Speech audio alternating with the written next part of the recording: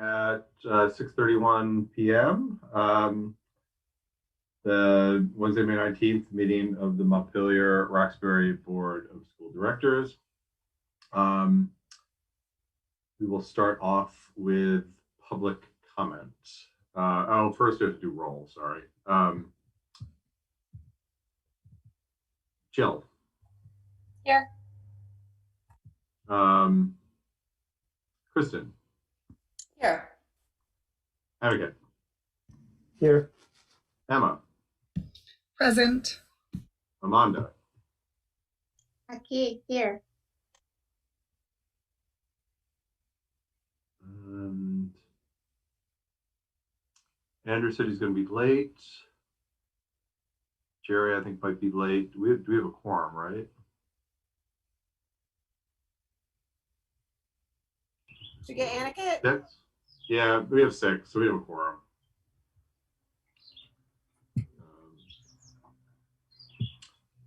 All right, so public, looks like we have some folks on. For public comment, we've got 10 minutes. If you understand the raise hand function in Zoom, if you hit participant and hit raise hand, I can see that you want to talk. If you get confused by that, you can just raise your hand in the screen. So for folks, if anyone wants to talk, please either do the raise hand function or raise hand physically in the screen.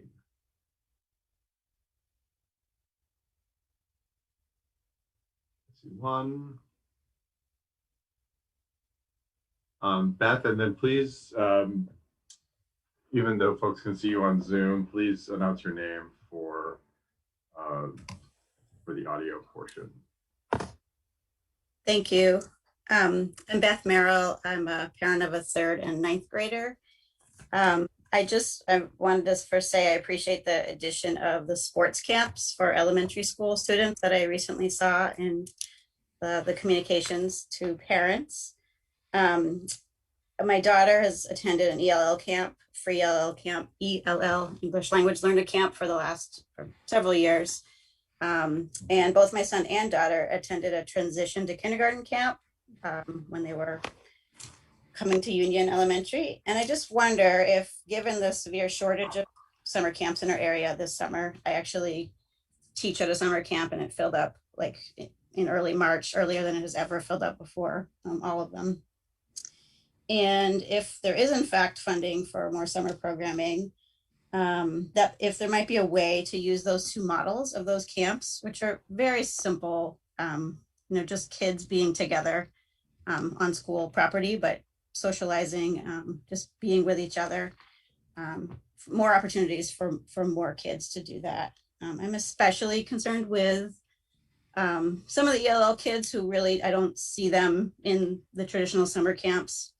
And also just kids who've been remote for the last year. I know 3 peers of my daughter who have barely left their homes in the past year. They're remote students. And I just worry about what the transition is going to be like for them in the fall and just what it's been. And so I feel like, that going to the high school or the elementary school or wherever it would be able to be hosted for a week for a half-day camp for them could just make like a huge difference. And it doesn't need to be even a huge theme, I'm running a camp, where we're reading books to kids and they're doing projects for the books and, you have some art supplies, you have a place for them to run around, and that makes a camp experience for some kids. And just definitely thinking about those kids who don't get that experience usually. And this year, even parents who are pretty on top of camps may have missed the boat for camps, just given the high demand. So I just wonder if there's a way to look at those models that we already have in place and hopefully, use some funding to make sure that we're including kids who really could use the extra support. Great, thank you. Anyone else have a comment?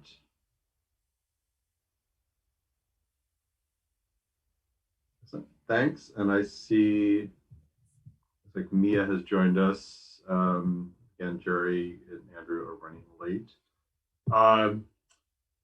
So let's move on to the consent agenda. Do I have a motion to approve the consent agenda? I'd like to make a motion that we approve the consent agenda, except for the superintendent's report. I'd like to pull that for discussion, please. Okay. Do we have a second to Jill's motion to approve the consent agenda with the superintendent's report pulled for discussion? I had a question just about the calendar. Is that something that we are actually approving via approving the consent agenda? Yes, we are approving the school board meeting calendar. If you want to pull that, we can discuss that as well. Okay. Yep. I just Do had a you want to amend Jill's motion and make a new motion? Motion crafting. This would be a first.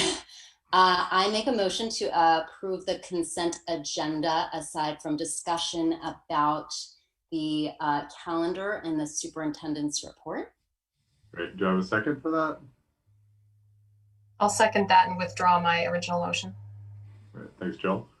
Let's go to a vote. Jill? Aye. Kristen? Aye. Aniket? Aye. Emma? Aye. Amanda? Yes. Mia? Aye.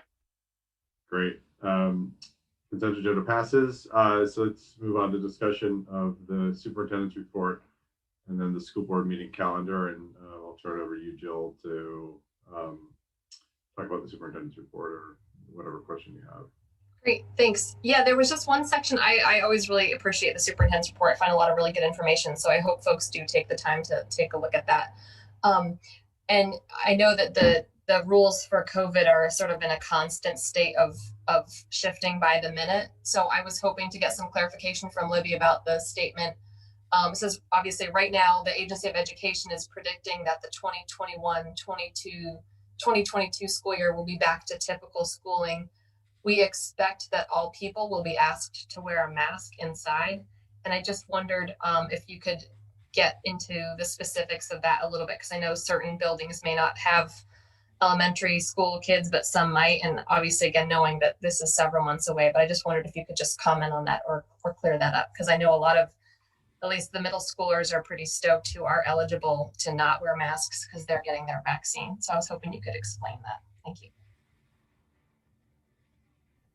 Yeah, I'm pretty stoked to take that mask off too. So that comment came from, so I wrote that on what, May 13th or something. You pointed that out to me, Jill. So it was before the CDC made any guidance, and we have a weekly phone meeting with Dan French, the Secretary of Education, and Dan has said in verbal communication many times that he expects schools, employees and students to be wearing a mask next year. Now those are in verbal communications. Nothing is written yet, and we have to go by written communication. So that's where that comment came from. I think that they'll probably address the situation when we know more and are closer to that time period. What we do know now is that we don't know it, but they're estimating that under 12 will be available for vaccination in the early fall, or under 12-year-olds. So that would include our elementary school kids. I can pretty much bet that if elementary school kids are starting, or under 12-year-olds are starting without a vaccination opportunity, that they will be in masks. As for the upper grades, they are batting back and forth around, do we ask for student vaccination records around COVID? Do we not? They're batting around all of those big, hefty ethical questions right now at the AOE, when I say they. So we really don't know yet. But as of right now, what we're being told verbally is that we will be in masks. That could change very quickly. So we don't know that yet, but that's what we're being told right now. Great, thank you. Any other questions on that? Thank you, Jill and Libby. Kristen, the calendar. Yeah, this is probably just maybe an administrative slip, but I wanted to clarify. Says that all meetings will be either virtual or meeting in person at MHS. And I wondered if RVS was still going to be included as a meeting site for school board director meetings. And That's a really good catch, Kristen. I'm Yeah, sorry. thank you. Really good catch. Thanks for pulling that. Because yeah, the board typically does every fourth meeting at RVS, so we'll make sure that we get that corrected and put it back in the school board agenda for next time. Thank you for providing that. Yeah, I just wanted to make sure our community folks would know that there would be a meeting closer at hand at least once a month. Yeah. Thanks for catching that. Yeah. Great, excellent. I had one more question about the wording at the top of the calendar. Yeah, go for it. Board members will either all be participating virtually or all will be meeting in person. I just wonder if it's necessary to use the word all. Like, wouldn't there be a possibility, as with recent meetings, where some of us are virtual and some of us are in person? I'm sure why that language was on there. We've tried in the past pre-pandemic without a huge amount of success, as Jim and Andrew can attest to, for people in a more open meeting session, being virtual when they had to travel for work or something like that. And it wasn't a huge success in terms of their ability to hear everything. But that was pre-pandemic. We're a little better at it now. I think all Yeah, of us. and Mia seemed to have okay success at the first Yeah. part of the retreat. Let's, Emma, does someone want to propose a motion that we approve the superintendent's report and the calendar as amended with a change that will? Jim, I think Amanda has her hand up. Oh, Amanda.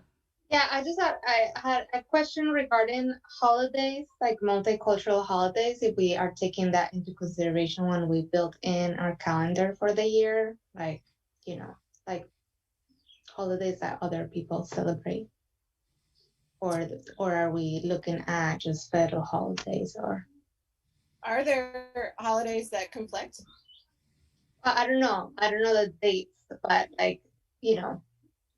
that's why I'll ask you if that has ever been taken into consideration. When people celebrate. I think traditionally, you can probably answer it a little bit better. It's just traditionally the first and third Wednesdays, so it doesn't influence the city councilor meeting. Correct, Jim? Yes, we have not. That's basically what we go by. And then school vacations. We try to work around school vacations. Yeah, but if school is in session and it's a first or third Wednesday, we're meeting. As the school is otherwise doing business. Okay, thanks. But it's a good point. Do I have an amendment to approve the superintendent's report and the calendar with the two changes noted that every fourth meeting we'll aim to have at RVS, depending on how soon we get back in person, and then removing the language of all. So moved. Do I have a second? Second.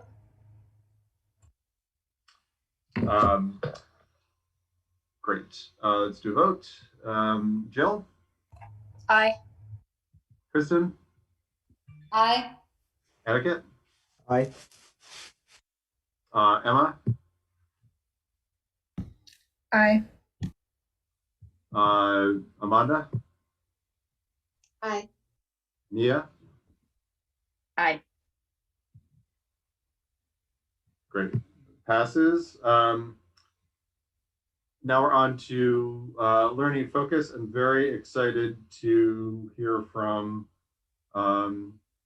several MSMS students on the MSMS New Sustainability course. This is always a treat to hear from students. So I'm not sure which of the group is planning to take a lead, but I'll turn it over to all of you and Don and Sarah. Thank you very much, and thank you for inviting us and for having us. My name is Don Taylor, and shortly you are going to meet the student partners I've been working with. I've also been working very closely with Sarah Popowitz, who works for Up for Learning, She spent a lot of time in the classroom before transitioning to that, and she's been critical for our development and our ideas. And I'm not sure how we're going to go about with the slideshow. I've put the slideshow in the chat for everyone, but if we can have one of the hosts maybe Gotcha. share that. Don't worry. Gotcha. Perfect. So Livia is going to share the slideshow, and then our students will take it away after the first slide.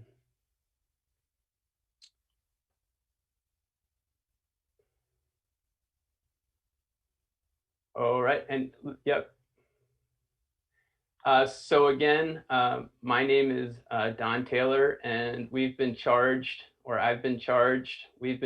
with developing a sustainability class at Main Street Middle School. And to do that, we've been working with Up for Learning and our student partners who've been critical to our project and to the development thus far. I'm going to turn it over to them. And if you could go to the next slide, please, we'd appreciate it.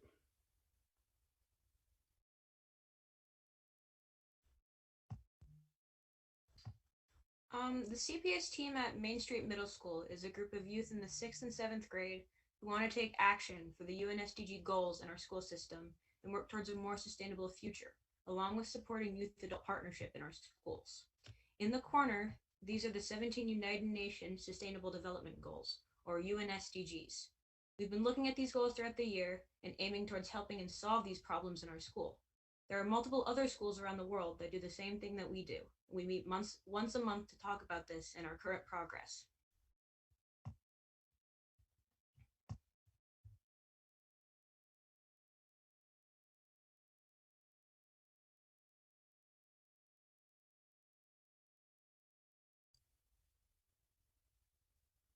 Is that you, Olivia? Oh, I think Olivia might have. She's frozen. Yeah. Oh, there we go. Olivia, you back?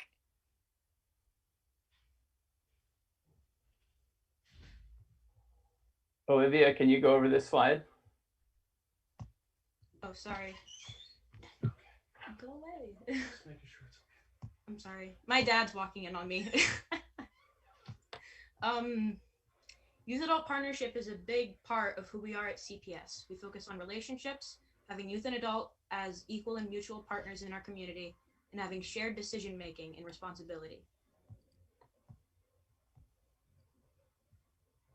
So Olivia, I think when you froze out, we haven't gotten there yet. We're on our goal slide with I think when you froze, you missed that.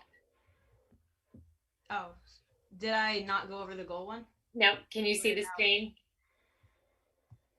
Oh,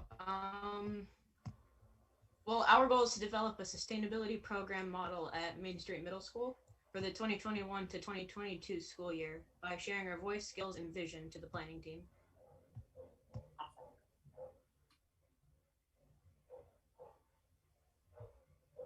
Youth and adult partnership is a big part of who we are at CPS. We focus on relationships, having youth and adult as equal and mutual partners in our community, and having shared decision making and responsibility.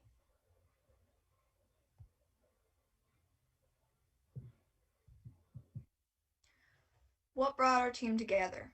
We wanted youth voice to be more prominent within our community and ultimately around the world. We want to educate others on the need for this and how equality all around is important. We plan to create a sustainability class to inform peers on this topic. We have been looking at opportunities to make changes.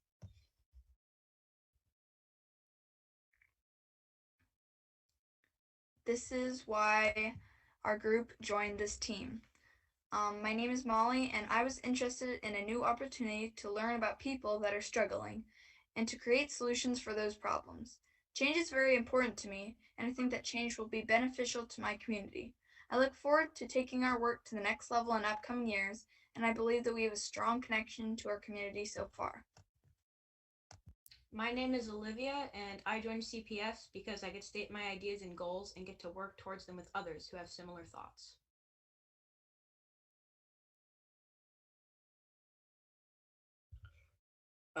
My name is Asa, and I joined this team because I think it's a great place to work with other people who care about similar issues that I do.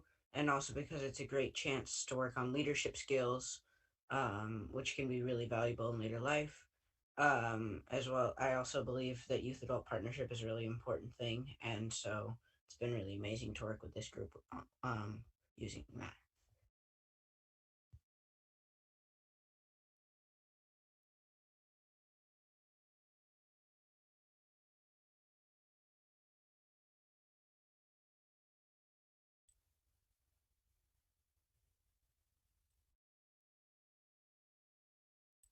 Marie, we're having a hard time hearing you.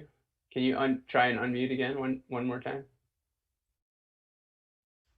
Could you not hear me? Go ahead. Okay. Sorry. My name is Marie, and I joined because I knew that there are loads of people who are really passionate about the things that I'm passionate about, but they are either afraid of sharing their voice or they don't have the opportunity to share their thoughts on the matter. And with this program, I can represent those people. My name is Leo, and I joined this group because I knew it would allow me to expand my knowledge of issues such as the environment, which I'm really interested in and passionate about around the world, and what will help solve those issues. So, next slide, please.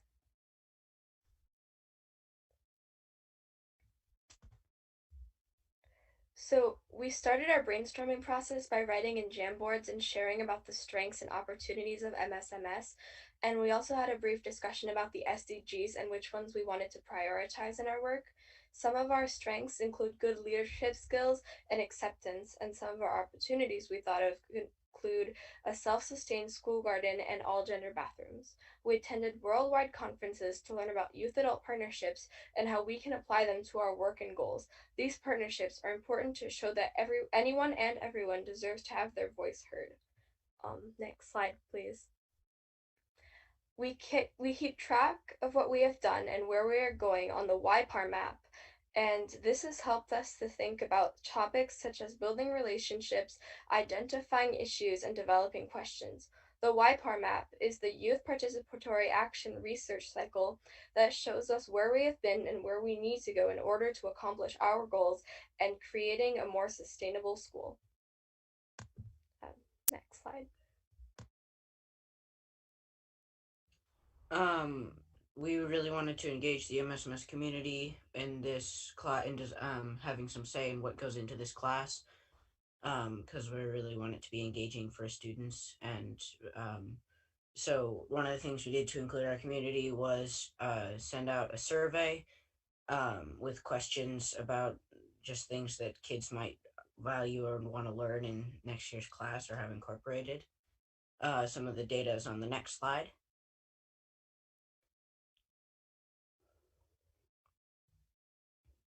Some of the results we have from the survey: 70% of respondents agreed or strongly agreed that project-based learning made them more interested in learning. 92% of respondents agree or strongly agree that they would like to design projects that have a positive impact. 96% of respondents agreed or strongly agreed that learning about social and environmental justice is important to them. These other pie charts show other data like that.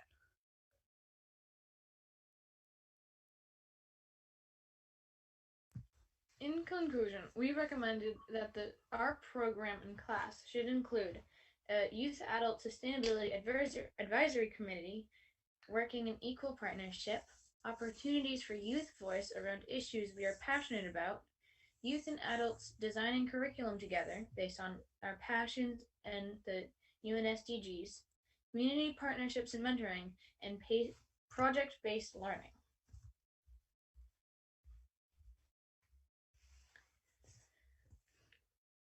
Now that we've analyzed the data from our survey, we might ask ourselves, what's next? What do we do now? And so from the data we collected, we noticed that the majority of our respondents were most passionate about climate action and gender equality. And with this information, our CPS group has started brainstorming potential project ideas that would fit our community's hopes, such as a school garden, a food drive, and all gender bathrooms.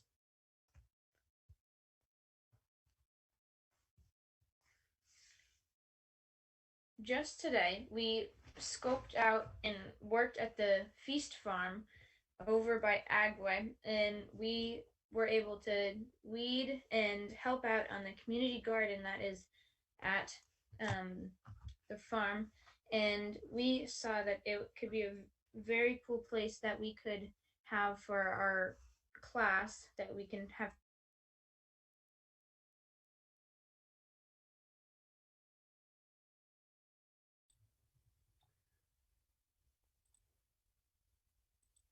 All right, is there one more slide, or is that, there we go.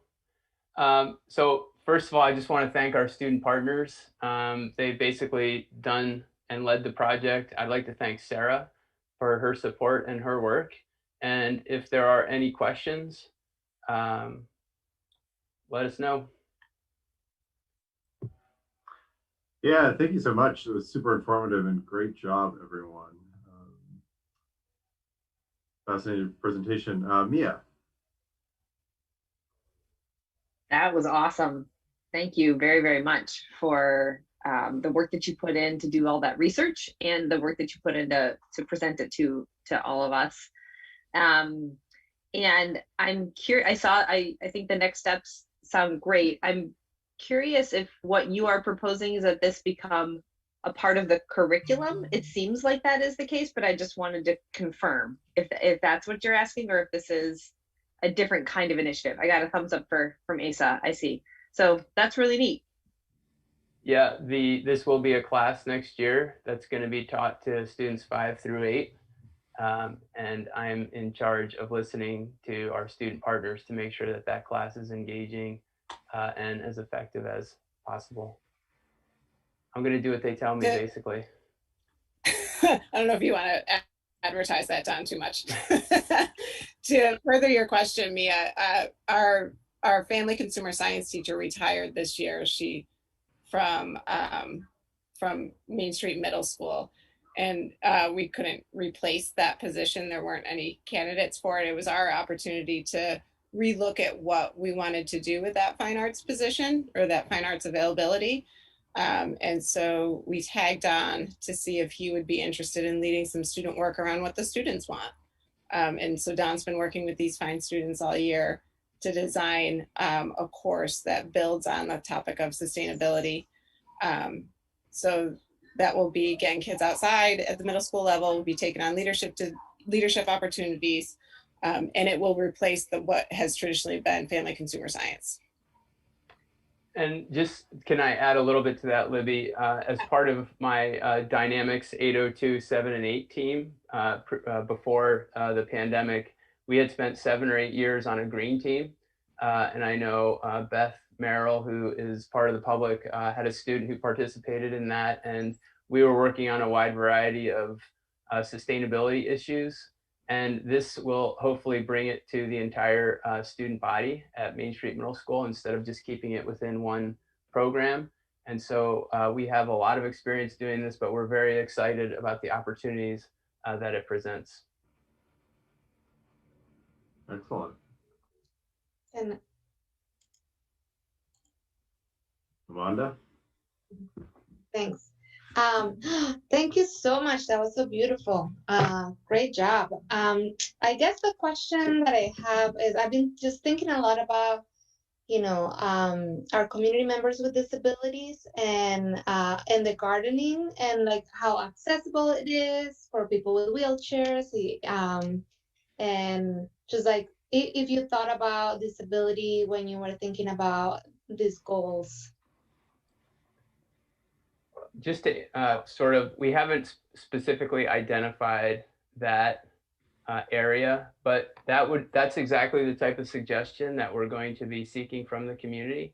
And that's exactly the type of thing that we would build in using the UN SDG Sustainable Development Goals, where they talk about reduced inequalities and how we can look at perhaps populations of folks who may not be having access to those sort of resources or may not be able to get that involvement, and bringing those issues to the student partners and having them think about it and work on it and develop the solutions or the projects, hopefully that will be integrated into the curriculum and into the program so that we can allow the students to experience that sort of problem solving on a community-based issue. Good, thanks. Kristen? Hi. Thank you, students. It's great to see just your process seemed really comprehensive, and just all the input that you got from your peers and your fellow students to really shape what this course could look like next year is really impressive.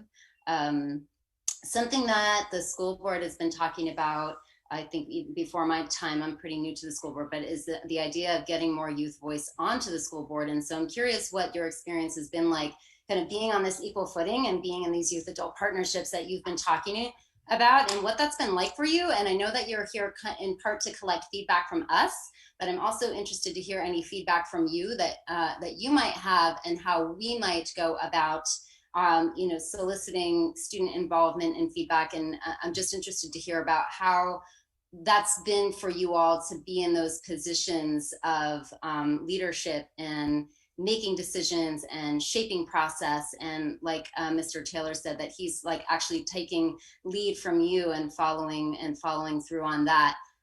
So I'd be interested to hear about any of that. And thank you so much for your presentation tonight. It's great to have you all here. Thanks, Kristen. Looks like Molly wants to answer. Molly? Yeah, I would just say that I think it would be a great opportunity to have like a team that would work with the school board a little bit. I think it's great to have some youth input, and I don't know, you can get information from both sides, and I think that would be really important and a really big step for building youth adult partnerships. I think that so far it's been working pretty well in like our meetings. At first it was kind of uncomfortable for some people, I know, because you never really know when to step up or step down. But now that we've learned how, and like we've gotten used to it, we've really been able to connect more with each other and like learn from experiences. Awesome. Great. Well, thank you, everyone. Looks like Mr. Taylor has offered you guys to come back next year and give us an update, which I think we'd all love to hear. So thanks all for your great work and for the great presentation. I know you had to put a lot of thought and research into it, and you all did fantastic. So so thanks for all the great work, and this is a really exciting program that we're really pleased to hear about, and we're going to be excited to hear the update next year. See how it goes. Thanks, everyone. Thank you. Thanks, Jim. Thank you, everyone. Thank you. Come back anytime. Thank you. Great Tell us job, things. team. Thanks again. It's a great opportunity. They almost hung up. Great. And now we have Mara Iverson, who is coming back to do another John Hodges bias training. So Mara, I think we're a little closer to on time than we were last time. So this is awesome. I'm excited. Also, I know. I don't want to go on after that. My mid-year's resolution is to keep these meetings somewhat on time. That is fair. That is fair. I like that.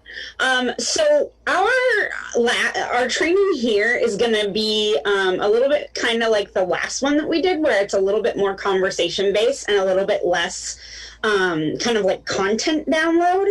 But I wanted to do some really brief highlighting of some of the stuff that we've talked about this year, because it's been I would say on the scale of chaotic years, it's on the higher end of the scale of chaos. So a lot of the stuff that we did at the very beginning, talking about implicit bias, unconscious bias, has likely sort of seeped back somewhere. So I wanted to bring some of those principles back up to the forefront, but I also wanted to really focus the conversation on the fact that, like, none of the stuff that you learn about just basic what implicit bias is going to be the stuff that shifts the operation of bias in the world, right? You can learn how to recognize bias in your own patterns. You can learn how to recognize bias in the operations of a group. And none of that is going to shift the power balance. And so we're going to do a little bit of review about the implicit bias thing, and then we're going to talk for a while, conversation-wise, just about the concept of, like, what does it look like to genuinely shift power around? What does it look like to lift up and make integral the voices of people who typically don't have the same amounts of power and access in the community that folks who have explicit power, because obviously there's a difference between explicit power. A board has explicit power, right? You all are given capacity by policy, by governance to make decisions, and so that power is very formal. And then there's power that's less formal, right? There's power that is influence. There's power that is the respect that people have for one another, the way they defer to one another. So I just want to be really clear while I'm using 50 versions of the word power. We are a group here that is imbued with like active systemic, like category power, and there are some pieces about power that are about access and about resources and having had routine and access to that over a period of time. Okay, so that's rambly and really not clear. I hope that that vague description of what we're going to do is super helpful. And I just want to start with some review of really important points. The first point that I think is really, really important to remind us all of is that bias does not require animus. For you to have a bias and for the system to be biased does not require that it actively and intentionally hates or wants to see a particular group fail or fall. And I think that is a really important point to keep bringing to the front of mind, especially as you continue to do the work from here, because you'll notice that most of the work that you've done that is about really transforming power, it isn't, Ku Klux Klan level resistance, right? You're not usually fighting a situation where people are actively, openly, explicitly, angerfully hateful. And so sometimes it can be really easy to be like, well, we have a community that doesn't have a whole lot of like anger and hatefulness, and so is there really bias? So that's review point number one. Bias does not necessarily have to do with having hatred or wishing to see failure amongst a group. All biases is a sort of background preconceived understanding about a way of a group of people are, or tendencies they have, and the bias piece is shaped by forces that are not individual. So that's the second point that I really want to go to, is the biases that we have are shaped by the environments that we're in and we have been exposed to, right? So the media that we encounter over a lifetime, the stories and narratives that we're around, the people that we make close friendships with and connections with, the cultures we engage with, all of those things are the things that shape bias. And if we're rewinding a lot here, but bias is also just your brain operating the way brains are supposed to work. Your job is to change the programming of your brain, because what implicit bias is programming that your brain has received from the environment, from the media, from your experiences of the world that offer you cognitive shortcuts for how to make decisions. And your job is to slow down and to change the kinds of inputs that are happening so that your brain gets a new rewrite of how you need to make decisions and how you need to prioritize and who to listen to and who to bring value to. And a lot of times that's going to require a lot of intentional shifting. So, explicit bias and bias of any kind doesn't require hatred. Bias is shaped by the environments that you are in, and so the only way to shift bias is to change the inputs that are happening. And then a third piece that I just kind of want to really dig into before we have conversation is that you have to, I'm trying to figure out a way to phrase this.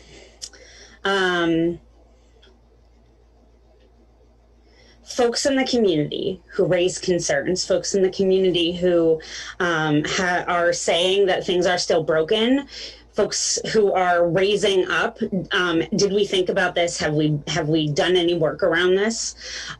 Those voices are probably the ones that we should be spending the most amount of energy kind of focusing on. And they are also the ones that are typically going to demand the most energy as far as considering change, because it's easier to keep a system going that's always been going, and it's easier to keep rules and policies and guidelines and practices and procedures going that we always have had going than it is to completely reorder, to completely re-emphasize, to completely rethink. One of the things that I actually got really excited about just listening to the youth right now was that their discussion is if we all made our entire focus of how we do work together, say maybe those UN goals, it would likely change the work that we're doing, right? It would likely change power structures. It would likely change where we direct resources. And the youth are already thinking about that reality. So having just seen them, I'd invite the conversation. This is just 2 cents from having seen 15 seconds of presentation. I'd invite that you think a lot about what work as adults and leaders you could be doing to meet the youth on that particular project from the other end, from the lens of the power that you have, and also from the lens of deciding what school is for and deciding what people who are in community in school can do together. All right. Lots of ramble. What I would like to do now, instead of ramble, is I want to have some conversations with you first about personal implicit bias and how we do some shifts around personal implicit bias.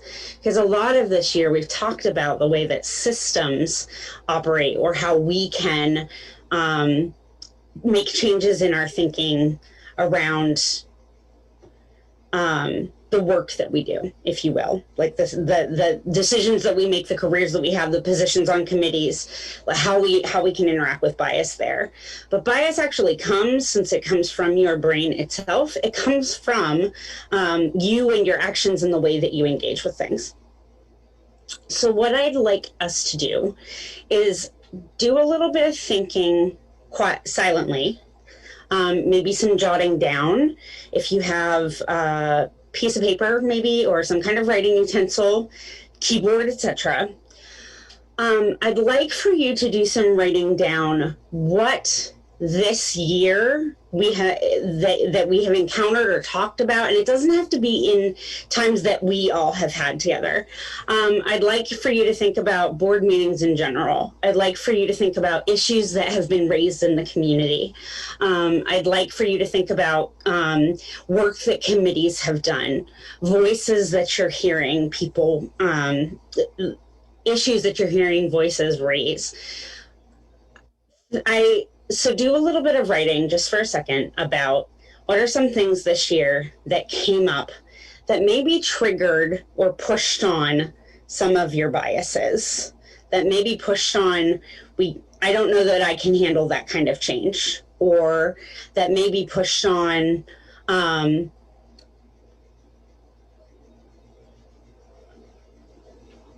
your sense of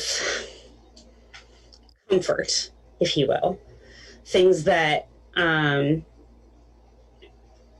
like pushed against routine, called for really big change. So I want you to do a little bit of writing around that. And we're going to take, I think we're going to take about 3 minutes to do some, just jot instances this year where things came up that pushed on your personal sense of comfort, and your sense of like, I kind of thought this was fair already, or I kind of thought we were already doing the best we could, and I'm not sure how to change it. Does that seem, that may be really not clear? So let me look at people's eyes. Does that prompt make sense to you? Okay. Mark, can you just repeat that very last part that you said? I was kind of spacing out for a second. Yeah, no, totally. So you're basically just writing down instances this year that pushed on personal biases, that pressed on your sense of what is possible to change, and even maybe how fast things can be changed. Anything that really challenged you personally in terms of, this is maybe not a thing that I thought was a problem, and now I hear that it's a problem and I'm not sure that I understand, or I'm not sure where to go with it. Or, okay, yeah, I see it's a problem, but I don't know how fast we can really move, or I don't know that we can really shift the system to take care of that problem. So I want us to just be spending a few minutes focusing on instances where that call for change pressed on our sense of, can I do that or not?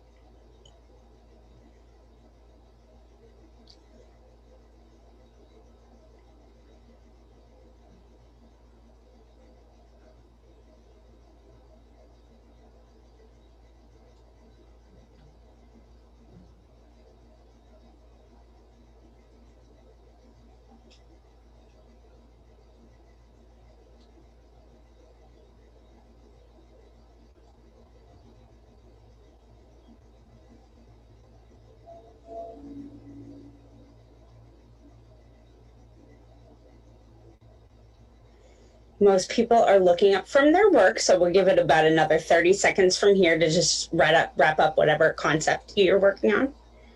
And then I will have another question for you.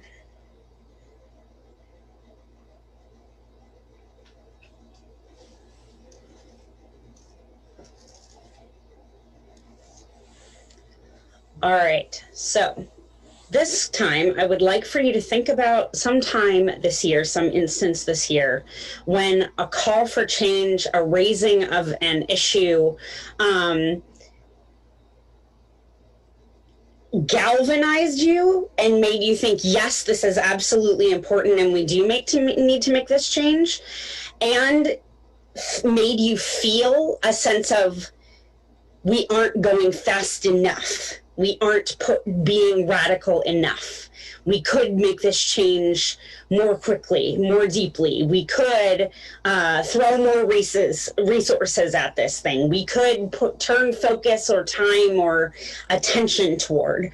So in a time when you felt some sort of frustration around something that you recognized and heard as, this is something that needs shift, and felt like there are impediments to making that happen, even though I am feeling like it is urgent, important, and if I were making decisions, I might maybe reallocate resources, reallocate time, or have a conversation about how we could totally break up the norm of things to get to the root of whatever the problem being raised is and make real significant shift. So the first question was really like, when's a time that asking for change, asking for recognition pushed up against your sense of, I can't change that fast, or we couldn't do it at all, or I feel uncomfortable? And where was a time this year that you felt like the need was explicitly urgent, explicitly important, and that you felt like you needed and wanted to move faster, move with more definition, and you encountered some impediments or some slowing down as you were thinking about how that change could happen?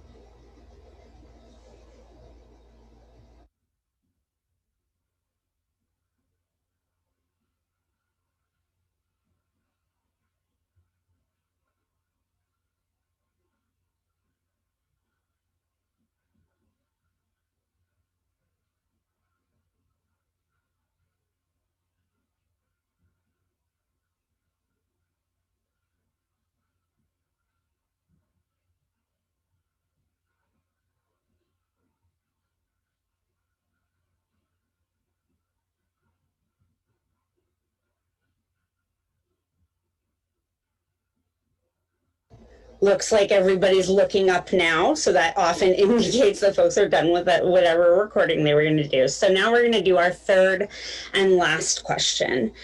And that is, I want you to think about what of your values, the stuff that you think is the most important, you as a person prioritize in your life. Where did your values, your motivation, your driving understanding of the world show up in the first instance and in the second instance? So think a little bit in terms of, when I'm thinking about that instance or those instances of times where I felt like things were moving too fast, or I felt like we just couldn't make that kind of change, or I just wasn't comfortable, where did your values and your driving sense of what's really important to you, what was showing up there, what values, what thing that's important to you. And in the instance where you felt like we really could be shifting more dramatically, more radically, we could make this decision faster, we could move, and there are just barriers and blockages in the way, what value or driving forces in yourself do you feel showing up around that instance?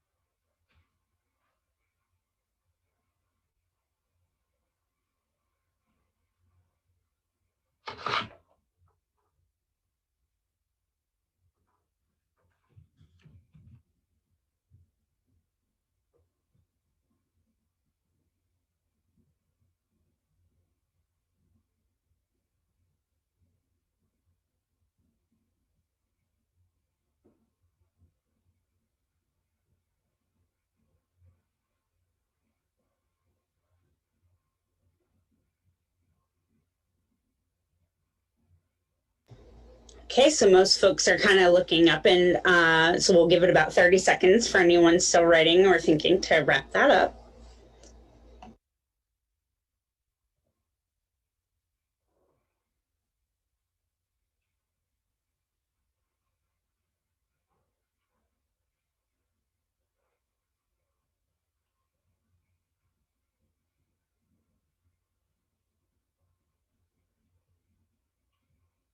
Okay, so what I'm going to have us do is I'm going to have, and obviously you, all of the activities are always to a certain extent challenged by choice, because you can't do work, you can't engage in learning if you're not consenting and willing.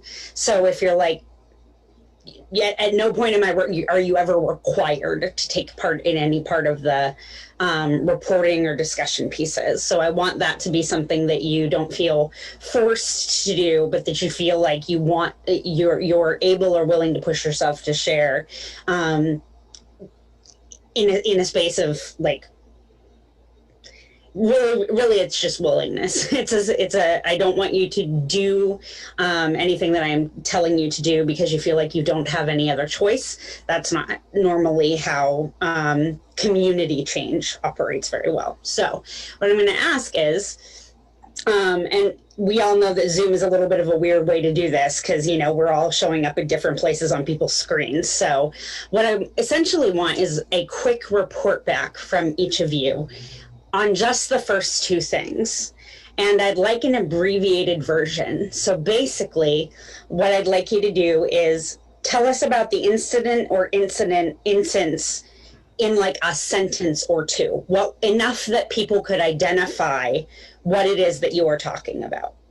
The instance that you felt resistance to. You don't have to talk about what the resistance was. You don't necessarily have to talk about what the conflicting factors were, but tell us enough about it so that we can identify what thing happened during the year that you are thinking about, that you felt some pressure,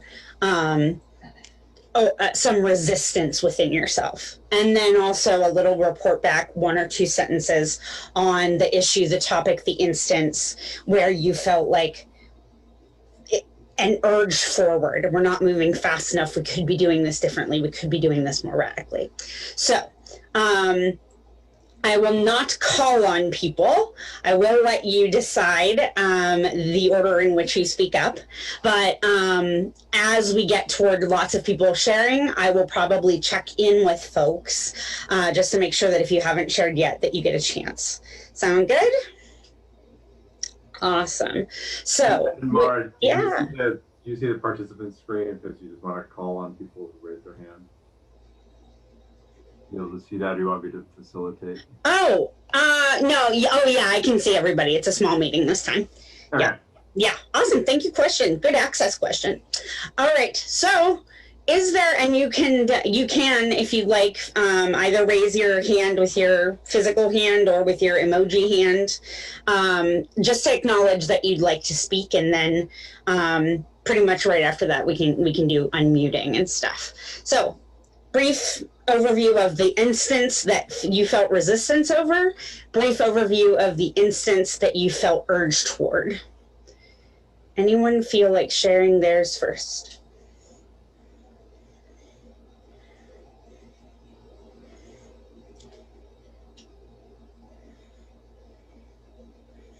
Go ahead, Jill. I'm always happy to be a guinea pig so others can learn from my mistakes. The one that I initially felt resistance to was the school resource officer discussion happening in the midst of the COVID piece. And then the one that I feel like I'm wanting more urgency to is really 2 things. One is just the responsibility for the facilities and the very sort of pragmatic and practical part of our role, but also I think we haven't fully acknowledged the collective trauma we've gone through, and I'd like find some way to make space for that as a community. Thanks. Thank you, Jill. Who next? Yeah, Emma.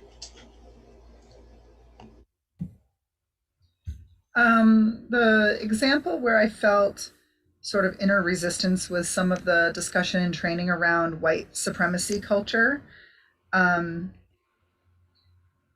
It just started to feel like these problems are so deeply systemically intertwined in everything that we do that it feels overwhelming. Like it's hard to start chipping away at it. And then the time where I felt galvanized was around the community coming to us and voicing their concern with armed police officers being present in school. And it felt really important that there was so many people rising up to speak out against having the presence of armed police officers in school, and they were amplifying voices of marginalized people, and that's really important to me. It was a moment of like really powerful stakeholder engagement. So that felt really important to me and urgent to me. And ultimately, I'm really glad that the process didn't go any faster than it went, because it was a great process, but it definitely made me feel a little galvanized. Awesome. Thank you, Emma. Mia? One of the examples I thought of where I felt kind of pushed was we recently received an email from a community member about vaccinations that challenged my thinking on it. And yeah, I felt a little pushed there. And a few where I feel galvanized are around the requests that we have been getting for increased mental health supports, and around what we learned. I participated with Emma on the school safety committee and what we learned about the work that the schools are doing around restorative justice and developing a foundation for restorative justice practices within the schools, I feel like we could be moving with more, going faster on that. Awesome, Mia. Other folks to share their instance of interior resistance, instance of interior urgency. And Kit.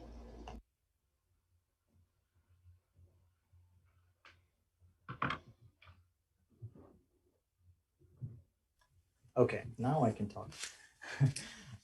Sorry about that. So there are for the first item or first point, there are a couple of things. The first time I felt that way was similar to Jill talking about the SROs. But there was the other time I felt that way was when it wasn't a specific incident or instance, but it was just a general throughout the year, I guess, or mainly last 6 months or so when the discussions was happening surrounding the racial inequality or equity towards the BIPOC communities. And this kind of dovetails with the second one, where I come from a very, I guess, humble background financially. And so finances have always been a thing that I kind of gravitate towards financial long-term sustainability. So that kind of resonates with me more. And then my internal thinking, it's always my internal struggle. I always think that the economic inequality plays more part in it. And so that's where my internal struggle, and that's what I feel pushed is when I feel internally that it's the economic inequality that causes the, not necessarily the issues, but the problems and whatnot more than the other marginalized group and whatnot. They kind of go hand in hand because of the systemic inequality and systemic all those things for years and years and years. But what kind of gets my thinking going is in the and this might be flawed thinking, but in the community that we live in and the state that we live in, does income inequality addressing that, would that be a better approach than addressing more actively the other inequalities? And so on the similar vein, the one that I kind of feel like we need to push more at, as well as financially, when people were, when we were in the budgeting season, when people were discussing the budgets and how, initially we thought that the rate's going to be 10% or 13% and whatnot. So how that would impact the, economically marginalized or people with lesser means, how would that impact them? And then similarly, the discussion about, people coming to us with, the per capita spending for comparing the schools, the MHS and middle school and as opposed to Roxbury and how that's impacting.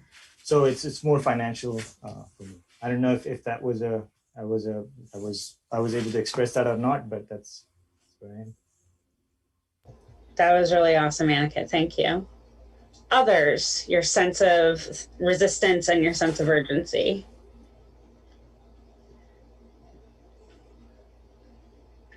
Yeah, I'll go. I struggle for reasons that are very complex with some of the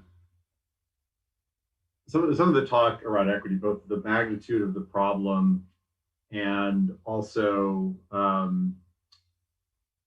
the fact that I think there are some things that are being squeezed out of that conversation, such as, you know, some educational goals. I think we talk a lot about equity, and we don't merge them with educational learning as much as I would like. And I'm kind of struggling with how to balance that. And I'm also kind of just struggling as someone who sees themselves as progressive, but also wants to build out, with some of the fact that I think that we talk to ourselves a lot about these issues. And there's a lot of people that we miss, or we get very caught up in kind of language policing and, you know, how woke we are, that there's a lot of people we're turning off. And I think purposefully turning off instead of bringing into the conversation and bringing in meaningfully. And I think we could do a better job of that. And that's kind of, you know, that's been a struggle. And I also kind of feel, as, you know, a 50-year-old white male, it's difficult for me to kind of express some of those sentiments, because I just find myself in a difficult position to talk about, talk about how using the term white supremacy can immediately stop the conversation with certain people, even though that's what we're talking about, and it's something we need to talk about and acknowledge. So struggling with that. In terms of what we could make change quick enough, I just felt, just with this year with COVID, just getting to a place where our kids are able to like engage and have you know, the type of school we want them to. I mean, I think we did a great job with that, but certainly when there was a lot of uncertainty and a lot of moving pieces and we didn't know what was happening, and you know, seeing kids, particularly last year, who I think really kind of struggled with not being in school, like that was the sense of urgency around just getting to a place where we're healthy again, we're vaccinated, we're safe, you know, kids are able to, you know, go to school safely, teachers and our staff are able to, you know, feel safe and healthy. That's, you know, it's nothing you could really do about, but that has been like my overarching kind of like, boy, I just cannot wait until we are at a point where we're all safe and healthy again and ready to move forward. Awesome. Thank you. Any, Yeah, Kristen? I can go ahead and share. Yeah, thanks, Mara. Yeah, and then Jerry, I'll grab you after that. And Jerry has had her hand up too. Oh, sorry, go ahead. I was gonna say, I was like, oh yeah, also Jerry. And then Amanda after that. I didn't follow protocol and have my hand up, so why doesn't Jerry go? And I can go ahead. Okay, that's fine. So my personal sense of comfort was triggered a bit when, I think this is more, I guess some of it is language, and it's very stark language that we've suddenly started to use around things. And my whole life has been, you know, I don't generalize, I don't stereotype, I look at individuals, and it just really triggers my sense of fairness and respect and justice to, and this is despite the fact that I personally have had bad experiences with police, I don't believe in generalizing about police. I know some officers who are just wonderful people. So it's hard for me to deal with the language that we've been hearing. Just to be very frank, when I think of white supremacy, I do think of Ku Klux Klan. So that it's hard for me to say, okay, to put somebody who's not intentionally doing anything bad in that same box. It's really, I struggle with that. And then the other side would just be to action. I like action. I'm not as much of a talker as you guys might have realized by now. I have a strong tendency toward action, and I want to start rebuilding systems, start rebuilding trust. Part of that is also like wanting to bring the group back together, you know, having that one sense of team and community. So that is where I get impatient. I want personal resiliency, courage. I want to kind of focus more on what is the positive vision. And I guess, again, and this might be, I've had my own personal traumas, and I understand that we have to go through that process. But I was raised in the Midwest, and I have that, like, you know, let's get through the pain and fix the problem, just move through it and make sure there's a lot of action in there. So I think that's it from me. Thank you, Jerry. And we'll go to Amanda and then Kristen. Go ahead, Kristen. Okay, everybody just usurping all my rules. Go ahead, do whatever. No, go ahead, Kristen. Thanks, Mara.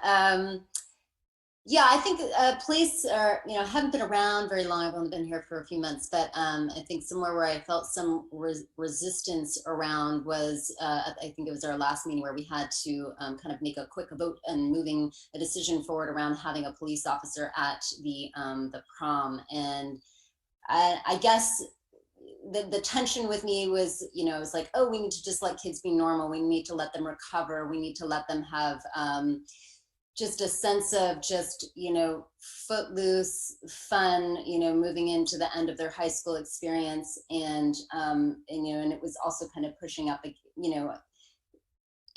personally, I have not had a huge number of negative experiences with police officers, but it really pushed me into that place of thinking, that feels safe for whom, and feels dangerous for whom. So that was just, kind of having to, I guess, just make this like decision that did feel kind of,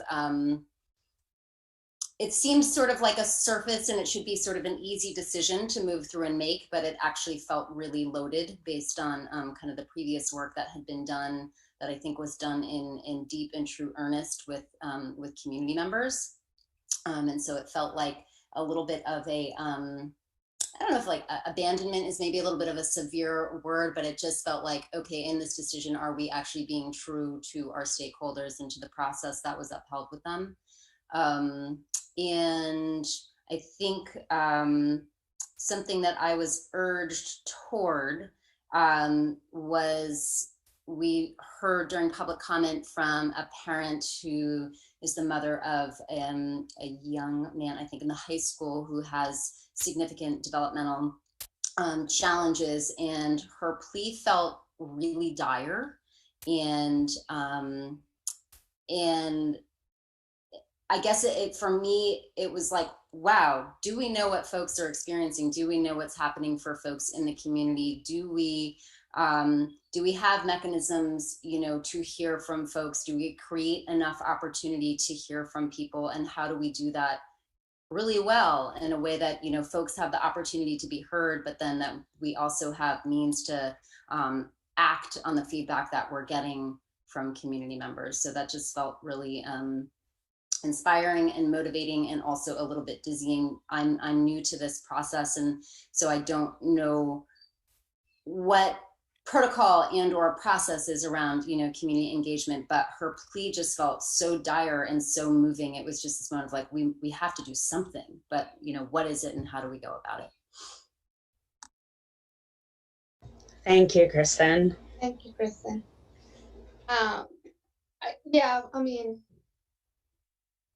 Just one thing. I think for me,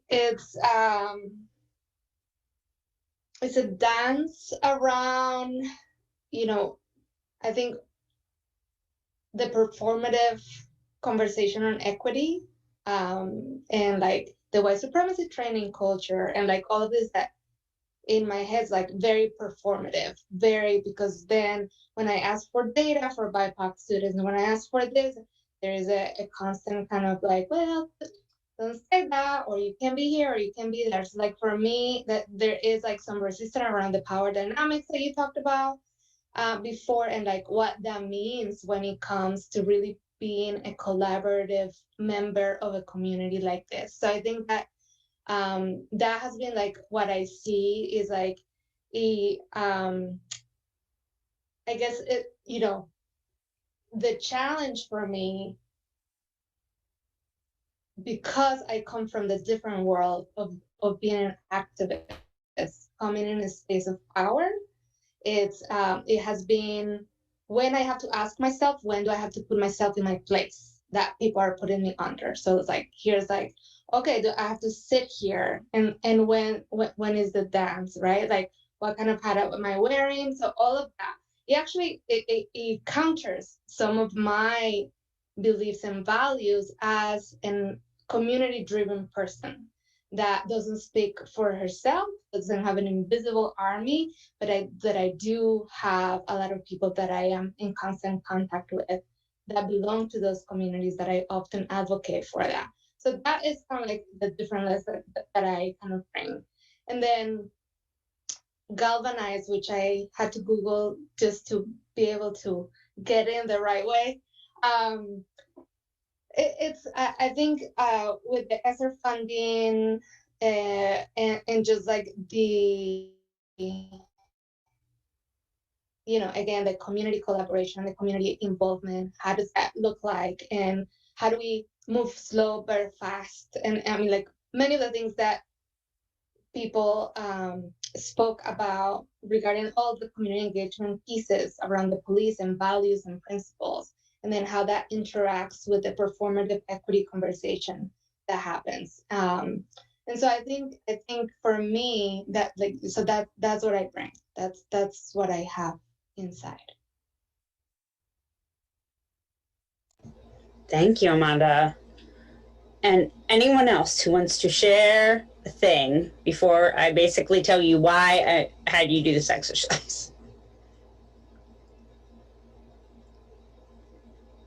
Hearing none, I really wanted to take a moment for, I think the past few years, and especially within the past year, I think we've witnessed a tremendous amount of increasing refusal to see one another, to work with one another, to understand people's perspectives. And I don't, it doesn't happen in the same places in the same ways, but I have seen even in Montpelier, I mean, you folks read the Front Porch Forum. There, even in our community, are definitely times where you can see this group versus this group happening. And you all are, at least by charge, a group that is given the responsibility for making collective decisions for the collective good, right? For making decisions that are going to really take everybody in a direction of thriving. And it means that you inherently have to sometimes sacrifice some things that you think are really, really important. And it means that sometimes you have to take new views on stuff that you thought that you had already decided on. And I wanted you just for a moment to engage with the reality that all of those things that you are, the things you feel resistance about, the things you feel urged toward, the things that you want to change, the things that you're not sure about, they're all driven by values that you hold. And they're going to be important to you, right? They're going to feel really desperately important.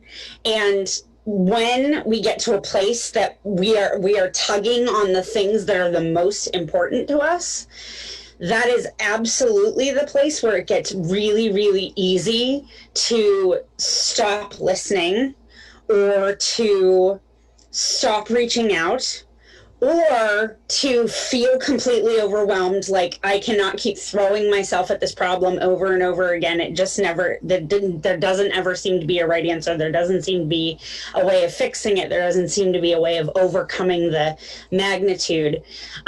So after a year of really tremendous pressures and increasing separation, and some of that is actually good separation, like the intensity of people who've never had an opportunity to demand change, to demand being seen, to demand that things start shifting so that everybody really does have a fair shot.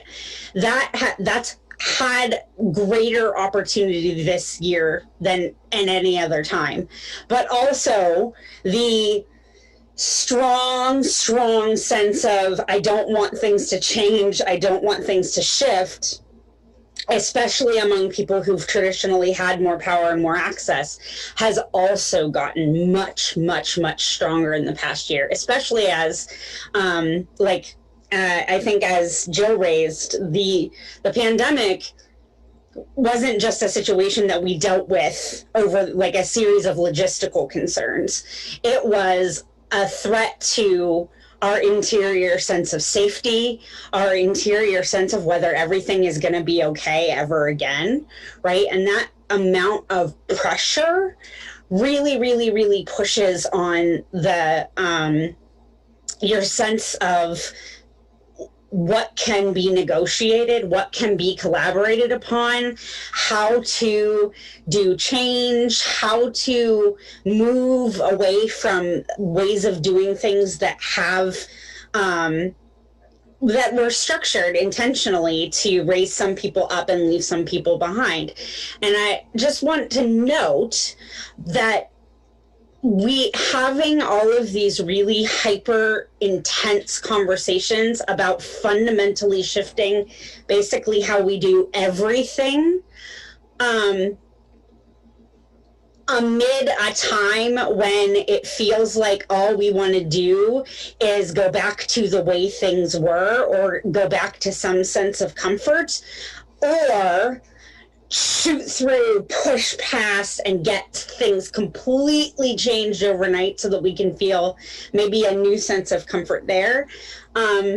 When neither of those are possible, you cannot go back, and it's not really possible to shoot forward. You're going to be in that place of tension a lot. You're going to be in that place of balancing. I heard a lot of that from you all. Balancing, a lot of, I think and feel this way, this pulled me in a different direction, or this challenged that thing that I fundamentally believed. All of that stuff is going to be constant. And as you keep doing work combating bias, and as you keep doing work taking out power dynamics that really throw some people under the bus, it's going to keep feeling tense like that.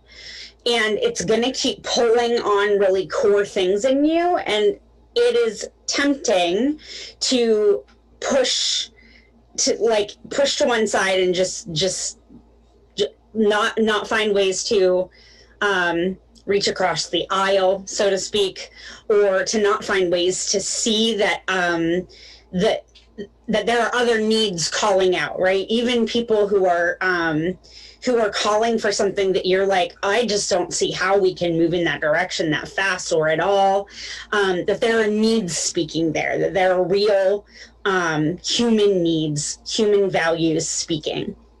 And so I just wanted to take a pause moment during this meeting to recognize that your job is to hold the tension. Your job is to always be in that place of mildly to largely uncomfortable evaluating, wondering, trying, pulling one direction or another, and that in times of stress that gets harder and harder to do, and it can be really easy to forget that you are working toward the collective humanity of one another, and you're working toward the collective like liberation and thriving of one another, and that it will sometimes mean giving up some comforts that you have, and sometimes mean going faster than you want to, and it'll sometimes mean going slower than you want to, and that all of those things that feel sometimes very frustrating are normal, and continuing to engage with that tension, continuing to challenge yourself around those issues with the overall focus that like we are working toward a community that really genuinely does work for everyone. That humanity piece, I really wanted to just make sure we raised before the end of the year was out. So that was the purpose of this activity, was to dive into the reality that you all are people who have taken upon yourselves the school community and the broader community and wellness and thriving, and that is a tough place to be when we don't all agree on everything all the time, and when we're surrounded by centuries of systems that were put into place that really intentionally do make it so some people thrive and some people don't. So if this year has felt a little bit like you are wrung out and like you are exhausted, I just want to raise up that I think that means that in a lot of ways you all have done work this year that is critically important, not just to the school system, but also to like how we build community in general. So I know that's a little bit vague, and I know it's a little bit like kind of woo squishy cuddles or, you know, community holding hands, but that's the point. That is the point of this particular training, was just to get in touch for a moment with your humanity, the humanity of the people around you, the recognition of the tensions pulling on everybody, and the understanding that you will get through the ongoing pulling and tensions and balancing by caring and working together, with the acknowledgement that the systems don't make that easy to do, because the systems aren't built so that everybody thrives. And that, friends, we are over time, but done now. So I hope that you enjoyed our walk through emotional turmoil, and you're free to go about the rest of your meeting. Thanks, Mara. Excellent. Thank you so much, Mara. It was a great exercise, and appreciate your time, and appreciate your timeliness too. So thank you. We are on to the next topic. What do I do with my agenda? I know it's the ESSER update. Libby, you want to take it away?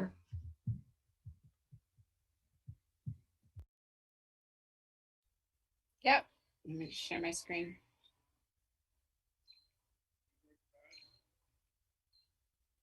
Yeah, sorry. Hold on. Okay.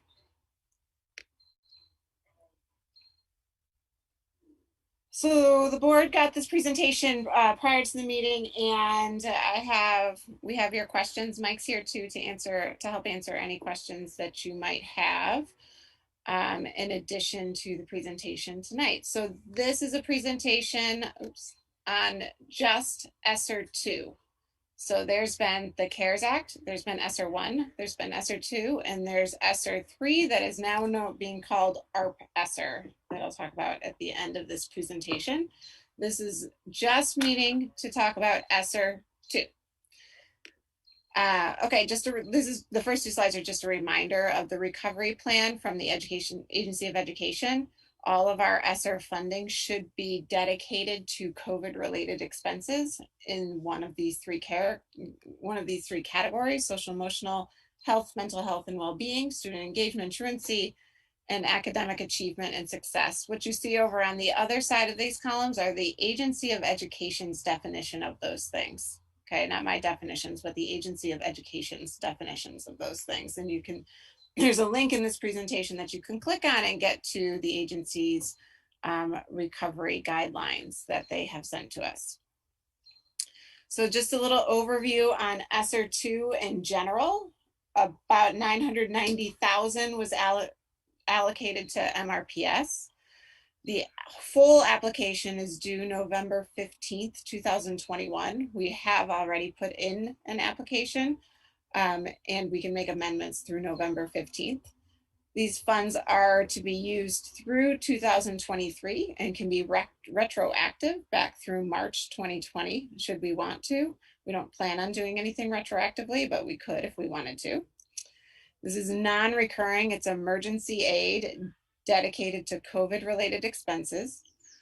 Some samples from the AOE around usage would be construction and renovation that are directly linked to part of the recovery plan, and what the agency is really speaking to is a lot of ventilation work for the safety and well-being of kids and staff. They say we can purchase instructional materials, we can purchase, we can contract out for professional development, for increasing teacher capacity, and we could acquire property if we wanted to, according to the agency, and we can hire human resources for learning loss, so dedicated to learning loss. Those are just ideas from the Agency of Education.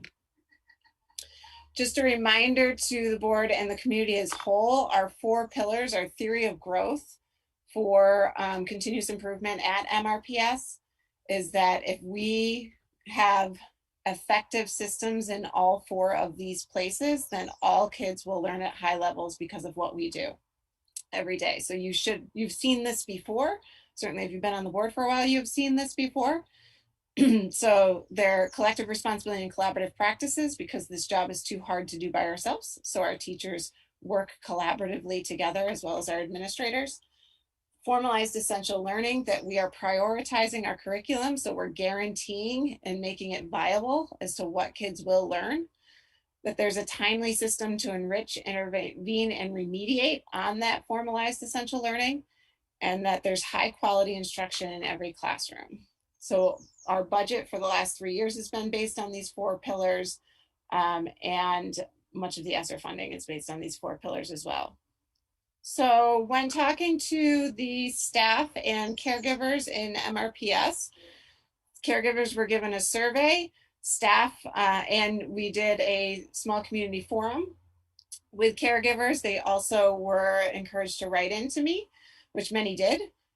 Staff, we did a staff meeting around that. We've talked to principals, have talked to their staff. We've talked with the union, and staff emailed lots of different ideas to me as well. These were the major themes that jumped out from both of those groups. Summer work and play opportunities for MRPS students. We have a new updated summer camp, so if you haven't checked that out lately, go ahead and look at that. Addressing learning loss and academic support for students. Restorative justice training for staff and students. Social emotional learning supports that include trauma-informed instruction, which I would rather call resiliency instruction, for capacity building with our teachers.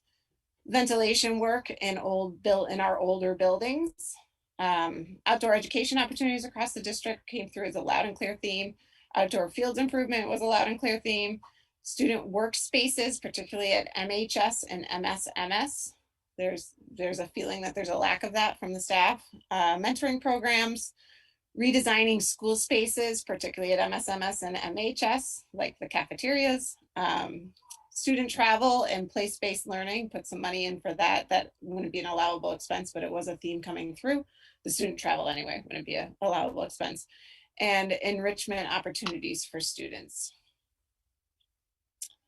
For the ESSER 2, there's some constraints here, because if we wanted to hire human resources or we want to hire professional development consultants, there's a time period for that. And if we wanted to hire people, which we did, we needed to have this in sooner rather than later, because we are coming to the end of hiring season right now.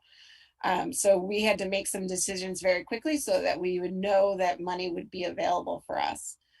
And on the flip side, for professional learning and contracting out with outside services, they get booked up pretty fast. And so now is the time that people are getting booked up. So we had to have those contracts in with outside providers and a plan for that.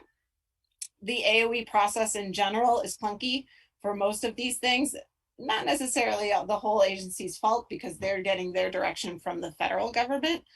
And oftentimes the federal government isn't clear. So the Agency of Education has to go back and ask more questions. So an example of that is, what's the difference between construction and maintenance of buildings? That's important because if it's construction, it's a whole different process and approval process for us in the Agency of Education than if it's simply maintenance work. And one of our pieces is tied up in that right now.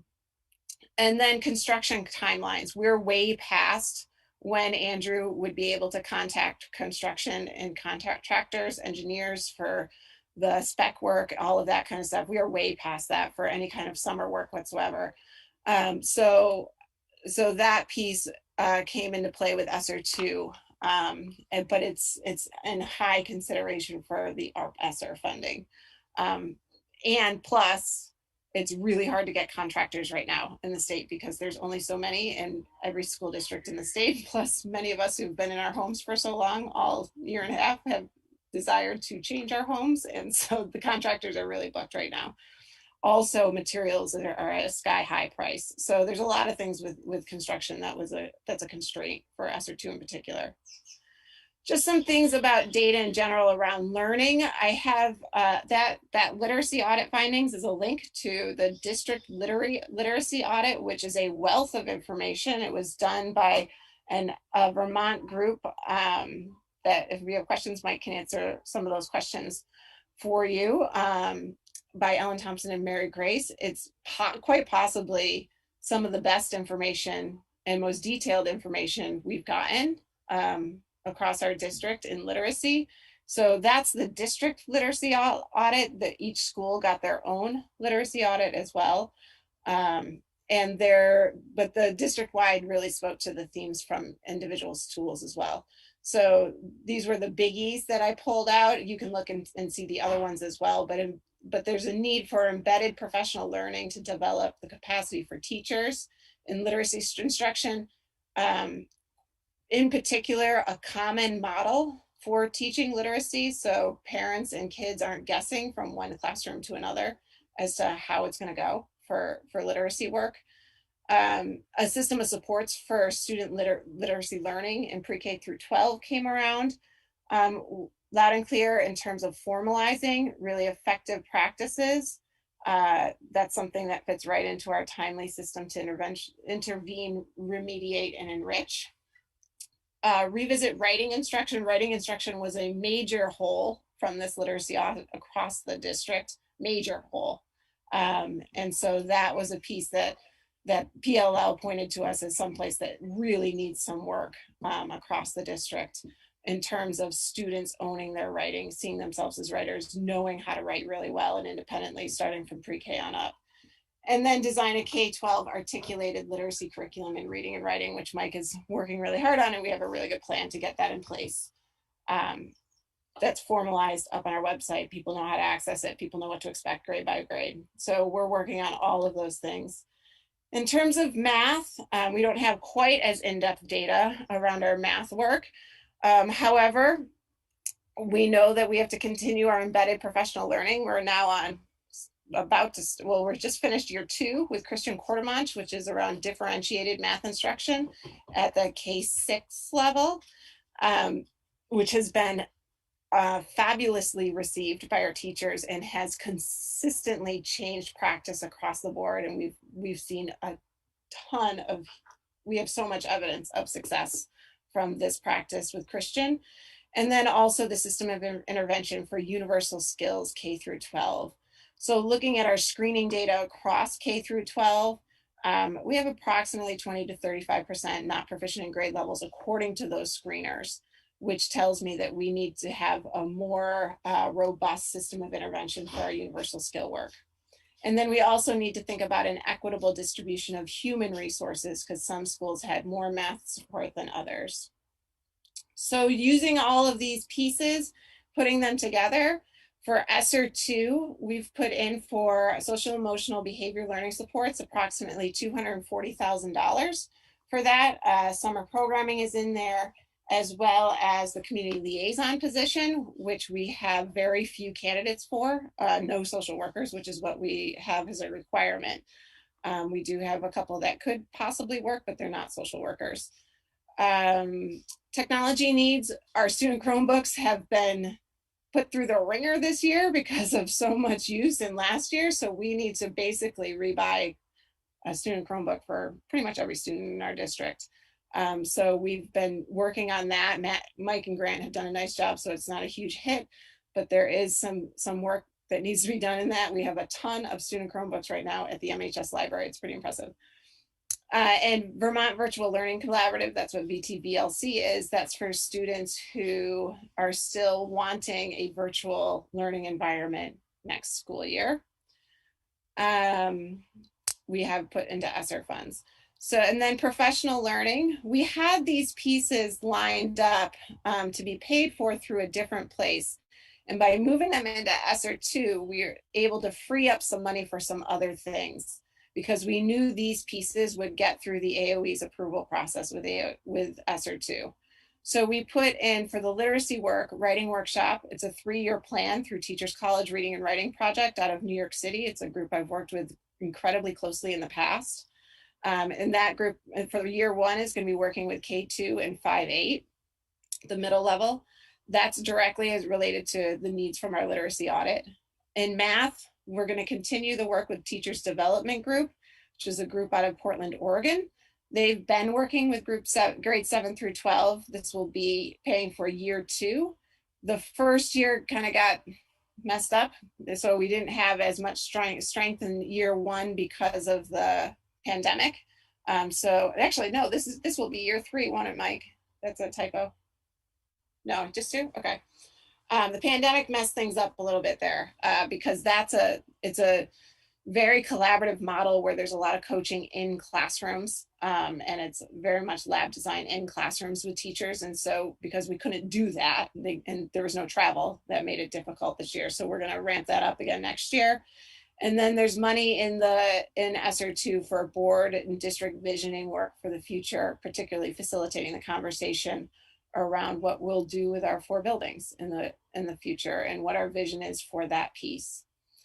In terms of positions, we have a dire need for math intervention positions. This is a constant conversation at every budget year.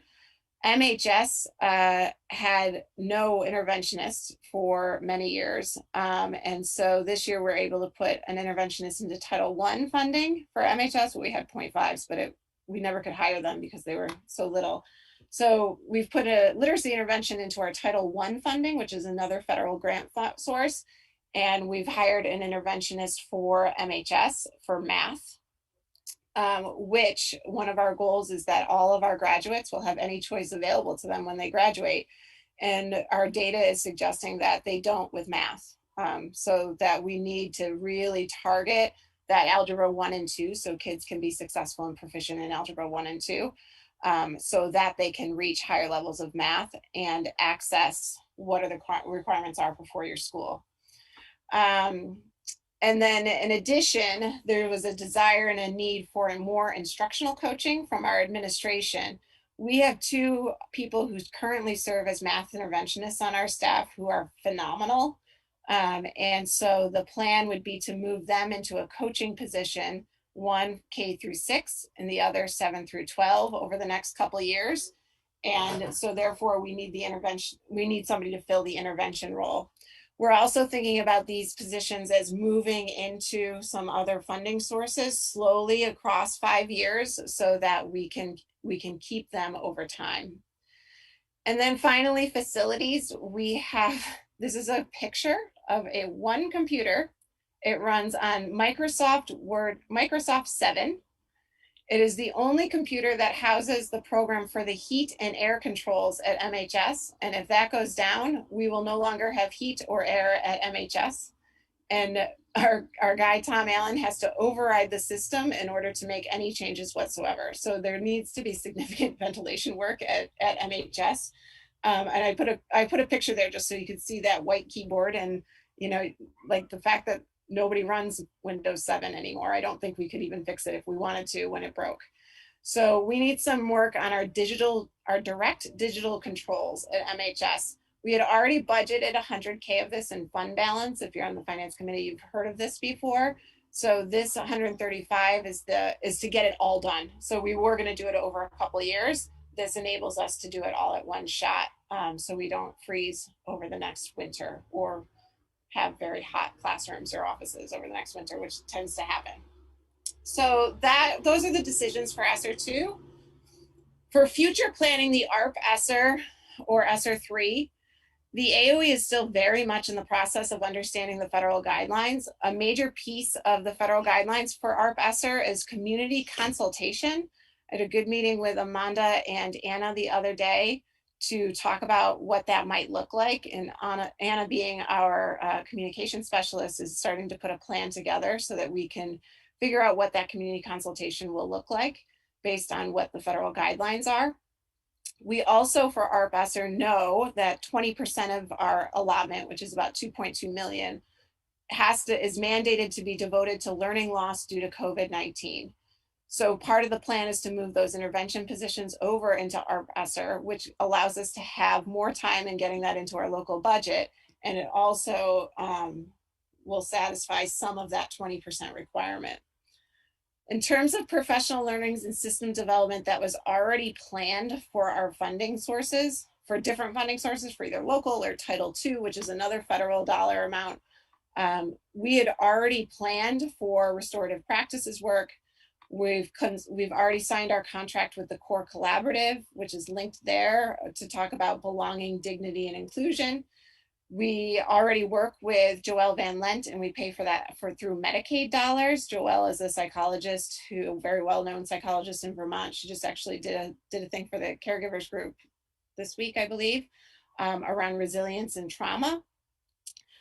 Kristen Quartermanch is paid for out of Title II dollars. I'm looking at Mike to make sure that's right, which is the federal allotment. That's the differentiated math instruction. Curriculum development in all content areas in SEBL is paid for out of local funds with stipend work for our teachers to do that work after school hours, so we don't have to have subs. And then literacy interventionists are already in title funding. So there was quite a bit already planned. However, I added those bullet points in because they addressed a lot of the community and staff needs and wants from that list I showed earlier. So that's our update on ESSER funding. We are happy to take questions.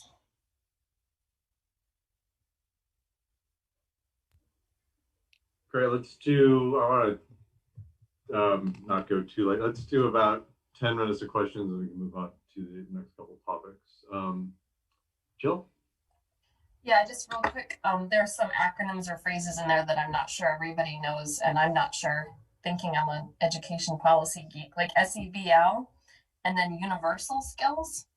I was wondering if you could just define what Jill. Always call me out on jargon, always. It slides off our tongue. So SEBL is social emotional behavior learning. And then universal skills, and I'll try not to be too wonky here. When you're talking about a multi-tiered system of support, or what other people call response to intervention, RTI or MTSS, the different tiers mean different things. So tier 1 are the prioritized standards. It's every child has access, and we're guaranteeing that they're proficient in those prioritized standards. We're really working towards that. Tier 2 is the opportunity when kids need more time, that we give them more time in those prioritized standards. The classroom teacher will reteach, they'll work in their PLCs to talk about it, that kind of thing. But it's still working towards those prioritized standards. There are some kids who have gaps from skill work from previous grades, or they just never got it. They didn't have the time to learn it the first time in a priority standard. So for instance, I give the example of if a second grader does not have their letter sounds, right? That would be a skill that we expect second graders to already have gained proficiency in. And so that would be a universal skill for second grade. So what we're working towards is developing an effective system. So the most expert person in the school around that skill will be the person who's really targeting that work with kids, and it's quick and it's pointed and intentional. So the universal skill work is just the core work. So we're talking about reading, writing, and math, essentially, that we're naming and making a playbook for to make sure that all kids have these. And the idea is that we work ourselves out of an interventionist job because we do really well with it, right? Over time. We're not there yet. Okay, thank you. Okay, thanks, Joel. Emma? Oh, sorry, Annika is above Emma. Libby, I'm just for clarification, can you talk about the timing of this? When do we get the funds? What's the process? Like, do we apply for the funds and then get the funds and then go ahead with this? Or do we actually go ahead and then get reimbursed for these? What you said, Annika, is typically what happens, that we get the funds and then we apply for the pieces, we get them accepted, and we move forward. That is not the case with these funds. So we have applied for them. We know we know most of it is going to go through. But we were told by the Agency of Education, because of what I mentioned before, the definitions of construction versus maintenance, they're trying to figure out if the DDC controls are maintenance, which is how we're defining it, or are they construction? Because if they're construction, we have to go through a whole different process. So right now our funds are held up. However, I'm not fearful of not getting them, which is why we've gone ahead with hiring for the interventionist positions and things like that. And so did I answer your question, Annika? Yeah, just to play devil's advocate, in worst case scenario, if we get denied, what happens in that case? The thing that would get denied is the DDC. It's not, the positions wouldn't, and the professional learning wouldn't. Okay. And so we are basically, we're getting these positions and incurring these expenses, and then we'll get reimbursed once they approve, right? Yeah. And but the when would the approval come? Is it throughout, or is the November 15th? After that they start looking at it? What's the timeline? They should approve it when they get the definition of the construction and maintenance. They've already told us that's the only thing. Typically what happens, like with Mike and his title grants, Mike, I don't want to speak for you. You want to talk about the title grants just really quickly, how that goes? I love talking about the title grant. Typically you enter your investments and you receive feedback pretty quickly from the AOE about those investments, and if there's language that needs to change or something in the function with budgeting. So Grant and I work together on those. And once you get the feedback, depending on the amount of applications they're receiving, they pretty much substantially approve it upon your submission, which means that you can act upon it. Like they'll say that basically it's good enough to go ahead and start acting upon those funds. And then you get final approval within a couple of weeks of that. And I think that that's a similar process for ESSER funds. It's even in the same system. So I would anticipate we'd hear pretty quickly. Thanks. Great. Emma. So my question was around the ESSER 3 page entitled Future Planning. I think it's slide 10. You have a bullet point that says professional learning systems development already planned using other funding resources. And you have, among other things, restorative practices and resilience and trauma listed there. Does that mean that we're not going to be looking at funding those things, or no, it means additional? Sorry, what? Sorry, they're already funded. They're funded through either Medicaid or title dollars or local funding. But we wouldn't. Those are already good to go.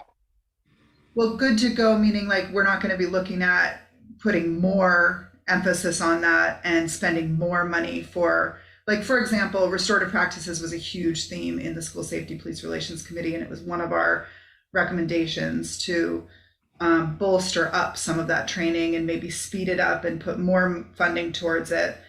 And I see that it was one of the first things mentioned in the slide from staff feedback too. So I'm just wondering if it's off the table to consider putting more money towards those things in addition to what's already funded through other means. I would say that it's more of a capacity issue.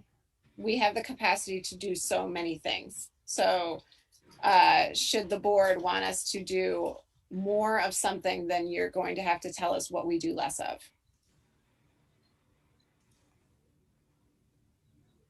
So we have planned for things like restorative practice and like the work with Joelle for the capacity that we have in terms of time frame, in terms of, just meeting time availability, that kind of thing. So if we add more, then that means we have to take something away.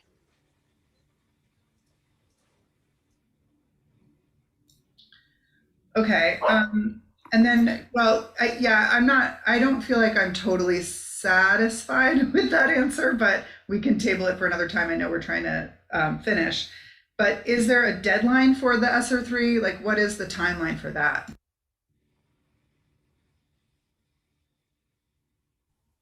I lost the last part of that, Emma. Can you say it again? I'm sorry. Is there a deadline for the SR3 applications, and that what is that the timeline for those funds to be allocated? The deadline is in March for those pieces, and we have until 2025, I believe, for that money to be spent. We haven't been allocated that money yet. So hypothetically, like the question that I asked about potentially finding ways to give more money towards these certain priorities, that could be discussed in more depth between now and March. Mm-hmm.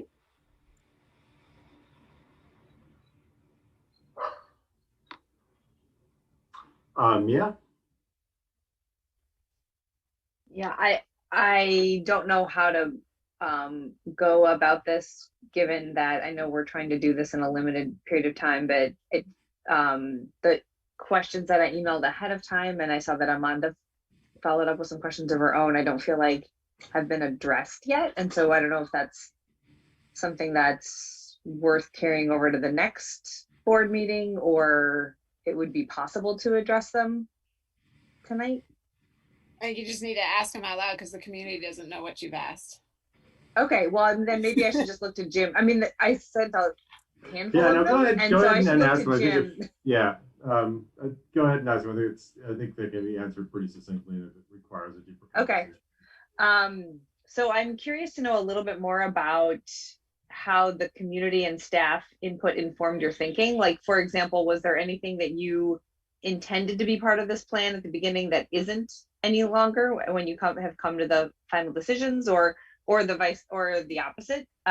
Anything you weren't originally thinking that you've included? And then I guess the integrated with that question is the one about just what you've done so far to really put the effort in to include voices, the people we don't normally hear, BIPOC folk, caregivers of and kids who are living with disabilities, people who need greater mental health supports but might feel too ashamed or alone to ask. And in addition to what you've done so far, if there's anything more you're planning on doing to hear from them. I heard that it's a requirement for SR3, but I'm also wondering if there's anything about SR2 that you have done or are planning to do.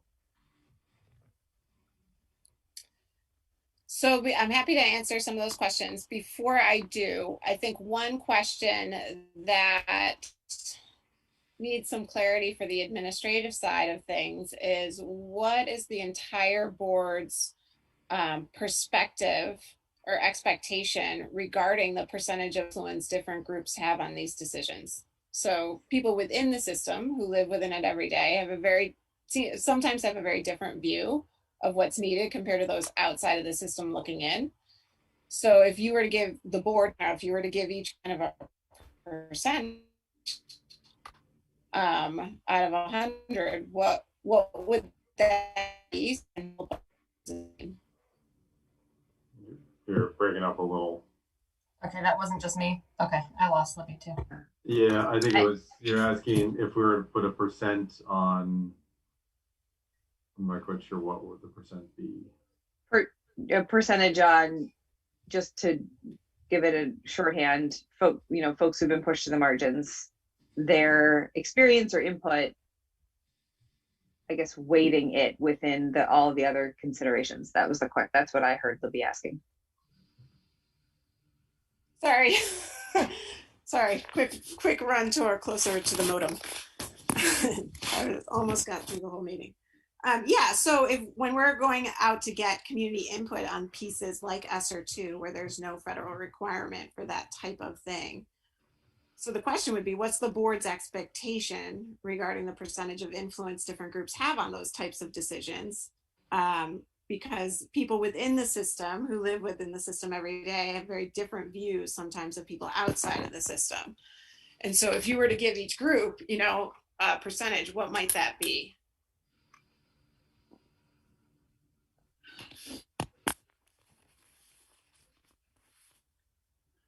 I mean, I since my mute button is off, I guess I'll go first. I don't know if this is a thing that you want to have the whole board chime in on, like each person right now, but my thought in answering that is that when we design a system that meets the needs of those who are the most vulnerable, it is a stronger system for everyone. And so I would weight their perspective very heavily. I also think of it as a little bit less of weighting their perspective and more of, it just takes a little bit more of our effort, those of us who have the power, to be able to hear the voices of the people who are more at the margins, because they don't see themselves as having as much of a voice as someone who is working, who for whom the system already works. So I feel like, Mara made the point really clear and really eloquently in our at the end of our training just earlier tonight, that it's like, it's on us as those of us who hold explicit power to be reaching out to those who have very little power. So that's more of my thinking around the involving them in the process and going sort of like taking those extra steps to involve their input, and a little bit less on how much of their considerations should be weighted in with all the other considerations. I don't know if that made it sound a little bit less clear, but that's where my question is coming from anyway. Yeah, no, I think that makes sense. And I do not want to go down the rabbit hole of too deep discussion on this, because I think it's part of a continuing discussion. But yeah, I think that's a very well taken point, Mia, that it's maybe not about a percentage, but about making sure that all voices are heard in the decision-making process. Is that a good summation? I think that's a good summation, and also that I have seen real evidence of, when we design a system for folks that are who are at the most vulnerable within our system, it is a benefit to everyone. So if you're asking specifically for like, how heavily would I weight the consideration of the needs of folks who are currently more marginalized and vulnerable in our system, I would weight them pretty high. So just to answer the question directly as well. Kristen. Hi, thanks. Yeah, I had some questions just around the summer programming. I was wondering, it looks like it's kind of been lumped in with the community liaison piece under SEBL, but it's budgeted for $240,000. I was curious what the breakdown was between the liaison position and the summer programming. So that's a kind of a basic question, but I also just had some access questions about summer programming. I sent those to Jim and Libby last week, and I was curious if transportation had been considered and had been built into that. I know that some of the programming, some of the free programming starts at 9 a.m. I know that is like right up against a start time for work for some folks. So I'm just curious if transportation was considered for that. Of course, I'm thinking a bit about Roxbury families who are a solid anywhere from 30 to 40 minutes, depending on where they're located in Roxbury in order to get into Montpelier. It's a haul. And I also had wondered about some of the free camps look really fun and really exciting, and they also seem to require equipment, like you need to be in ownership of a mountain bike or lacrosse equipment. And so I was wondering if there was just, if equipment was a barrier to access for youth, if that could be made available to them, just like maybe like the program rents it on their behalf, if resources could be allocated for that. And I also wondered about food, if like food was also going to be provided to any of the free camps. And then also I know like some of the free camps are really kind of more like a 9 to 1, 9 to 12 offering, which I know is difficult for say like working parents, especially of younger kids. So I don't know if some of the funds are available to subsidize or support students to attend like the full day part 2 programming. So yeah, I'm just curious how like access to the summer programming was thought about, and how some of those funds, because I know it's a one-time infusion. I know the summer is feeling so important to youth. I know the parent who spoke with us at the beginning in public comment was talking about how we have some kids that have not accessed their peers or their school community in over a year, which breaks my heart.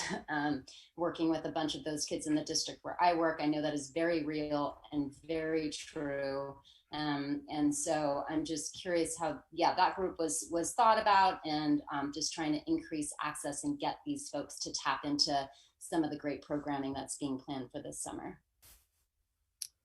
So with transportation, we looked into it with STA, which is our bus company. They do not have the capacity to provide transportation. So we looked into it and we don't have the capacity to do that. As far as equipment and pieces like that, we have a bunch of equipment. We do not have mountain bikes, but we do have a bunch of equipment there that kids could access if they needed to, with the exception of the mountain bikes. In terms of the timing of, as we were designing this, we worked with part 2 to ensure that part 2 would be available to bring kids over to the camp at MHS and bring them back. So we have that set up. We've also, any family who has applied for subsidy for part 2 will be, they're going through the subsidy process to see how much they earn for subsidy, and then the district is paying the difference of that. So people who qualify for subsidies will be going to camp to part 2 for free. So that's already taken care of as well. In addition, I know Beth mentioned the EL camp. That's not on this list, but that is happening this year. It's just not on the summer list because it happens every year, and it's very intentional for students with who are on our English language rosters. So it's just a different piece. It's just accessed in a different way. Then these I think I answered all your questions. I think. I had asked a question about food, but as I'm food is free for everybody. So yeah, food is free for everybody. So that if they're at camp, they can grab food from the cafeteria. It will be the same as last year. Great, thank you, Amanda. And then I think we're going to move on to our final items. Yeah, so in terms of remedial intervention in the summer for kids, I know that I'm a little bit confused about looking at the literacy PowerPoint and then hearing from the administrators last week around that there's nobody behind, which is, what I kind of got was like, nobody's behind. And just kind of looking at, like, I'm just trying to really understand if kids are just taking SBAC right now, the standardized testing, how can we gauge, or like, how is it, how is all the data, how is the data that was looked at to conclude that kids do not suffer any setbacks? Even though we do have some data, even though the literacy report says that there needs to be that the SBAC requires deeper analysis, but also we're not desegregating data. So I just have a question about like how we came to that decision, and then what remedial programs and interventions are we using this summer for those kids? So like I know a number of families who pay for private tutors for the summer. So what happens to families that cannot afford that $60 an hour a week to pay for that remedial program in the summer? So those are some of the questions I have. and still trying to understand what I never saw the community liaison position, and so it was not in my radar about any of that.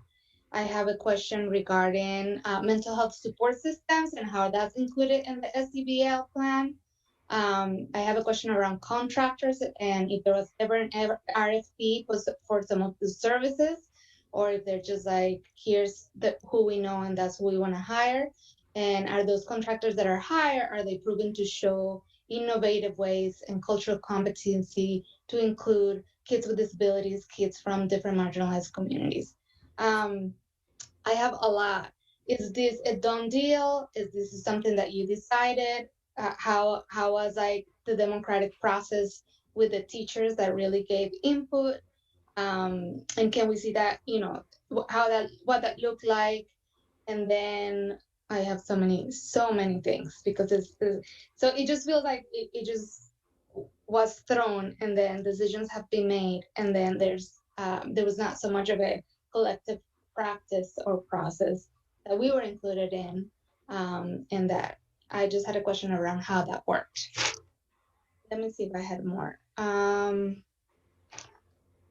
just gonna be honest, we can't get to all these questions. Question is, can you talk a little bit about the data on slide 11 of the literacy district assessment, which is how we have, the percentages breakdown around the grades in the literacy PowerPoint.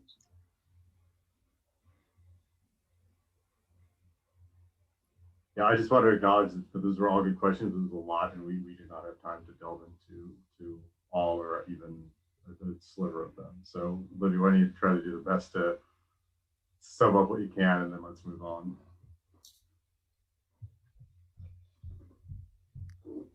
I'm trying to remember them all. I feel like maybe the most important question to answer is like, what is the timeline of this, and is there any flexibility? Like, I think that continues, because if we know tonight that there's flexibility in time, then it might not be so urgent to get all of our questions answered tonight. But if we know that there isn't flexibility in time. What does the board believe their role is in this work? I mean, I think that's a good question. I mean, we are not,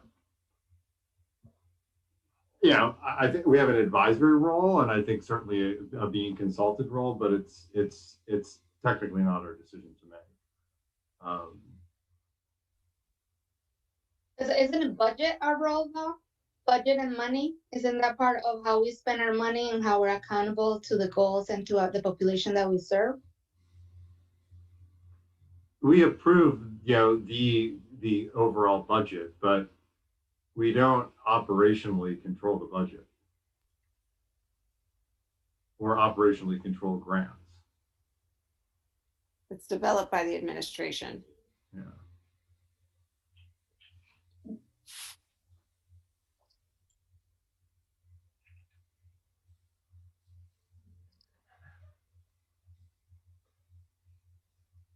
Jill? Thanks. I'll be just real quickly. I appreciate that question because I think that's really important for us to keep in mind. And I sort of resent the implication that the educators and administrators who have obviously spent a lot of time on these recommendations and these decisions that are based in really good practice and do have all of their students in best interest in mind. I sort of resent the implication that they're somehow not thinking that way. They're the ones that are actually in the building every day. So I'm really excited that we have an opportunity to get this infusion of federal funds, which is not normally what happens with education. And I'm also pretty impressed that there is, knock on wood, enough latitude in the use of funds that we can do some really important work there. So I'm excited about the possibility. I understand the reservation. I understand the need to dig in. I mean, I still have 5 different terms that I'm not even sure what they are, but I absolutely, you know, we have hired and we have empowered the people who have dedicated their lives to making these decisions on behalf of our students and are doing the work every day. And I just wanted to make it clear that is not the opinion of everyone on the board. Thank you. Thank you, Jill. Mia, and then we really will turn because we still have 2 agenda items on the agenda. I just wanted to try and answer the question directly. I also see our role as advisory and as a consultant and a thought partner, and that's the frame within which I pose my questions, is to help the administrators and the staff who've been working on this really push their thinking in doing this work and spending the funds wisely. And it's not that I don't trust that you are. I deeply trust that you are making really hard decisions with all of this. And I also know you heard a lot from the community, and I appreciate that. I just am really taking to heart some of the stuff that we discussed only a few minutes ago with Mara about how we bring our own lens to all of these things. And as somebody who is a representative of the community, I think it's part of our role as the board in this advisory and consultancy capacity to be thought partners along with the administrative leadership in order to help make the strongest decisions possible for everyone in the community. Thanks, Leah. School Safety and Police Relations Committee Community Report. Emma is.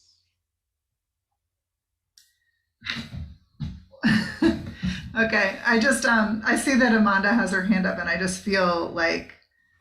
No, we're moving. We're moving on.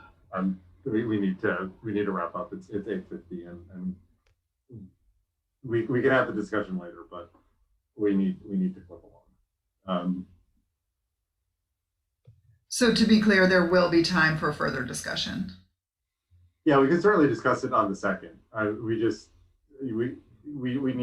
need to move on. I mean, we need to respect people's time. Our meetings are completely blowing past 8:30. It's not respectful of people who need to get to their families. I know we have big things to discuss. I mean, maybe we can discuss expanding the hour or the meeting to 3 hours on a regular basis. But we need to be a little more disciplined about time, and everyone has had ample airtime tonight. So we have 2 more items on the agenda, and we're going to get to them and hopefully wrap up by 9 o'clock, which sadly would be a victory, given we need to be better about it. So let's just move on then, so that we don't keep. You already said that, so let's do it. Well, okay. I mean, does somebody want to project? I don't really know exactly what we're asking for here. I guess board approval for this document that was created by committee members, sort of summarizing the work that we did as a way of communicating it out to the community stakeholders.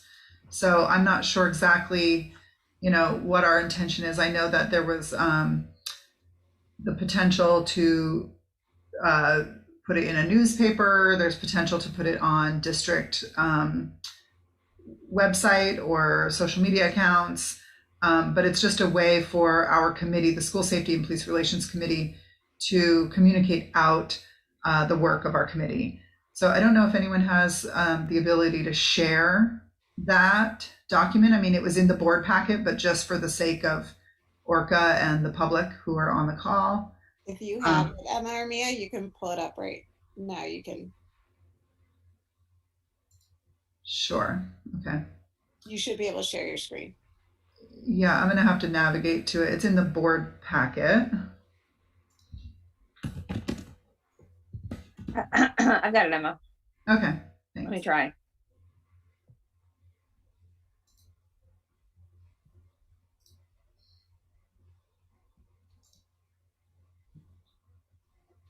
Yeah, thank you. There we go. And just the piece that I would add to what Emma just said is that because the committee is a school board committee, we wanted to make sure the board was saying, and because the board speaks publicly with one voice, we wanted to make sure the board was seeing this and saying, oh yeah, this is what we heard from the committee, and this is, you know, as far as recommendations go, this is what we're taking in from the committee and putting our thought toward. Great. So I'll scroll since there. So I'm not sure what the motion would look like, but I move that we approve the dissemination of this document. Great. Do you have a second? A second. Any discussion?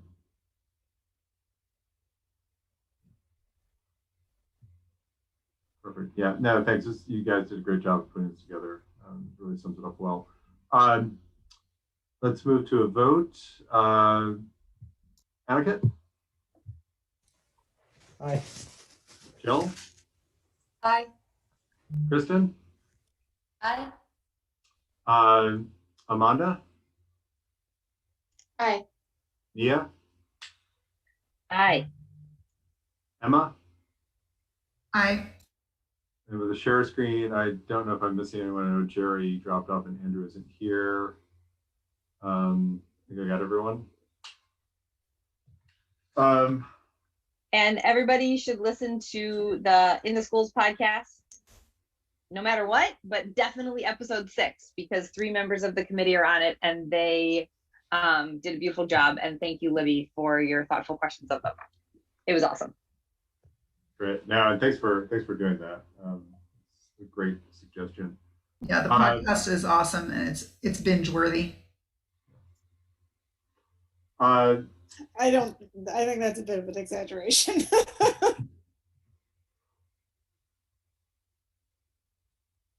Final board action is the VSBA resolution, which I don't have in front of me. Libby, do you have it in front of you? You could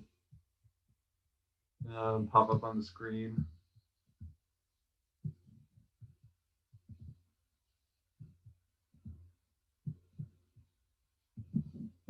Can you give me a little context around the resolution, please?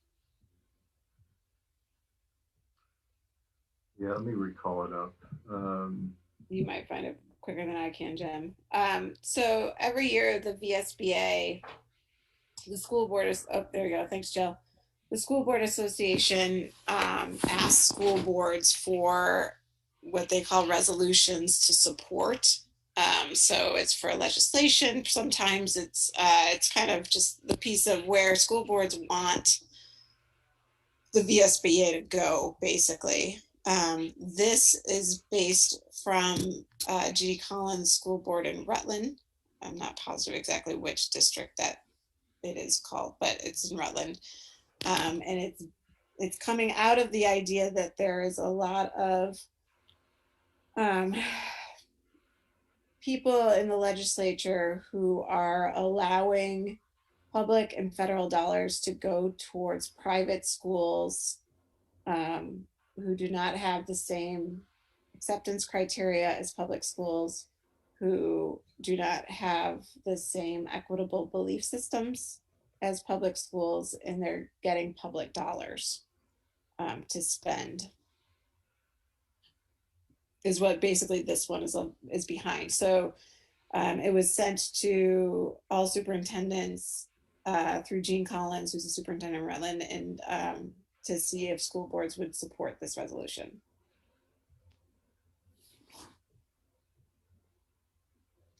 He has very outdated. I guess I could go ahead, Amanda.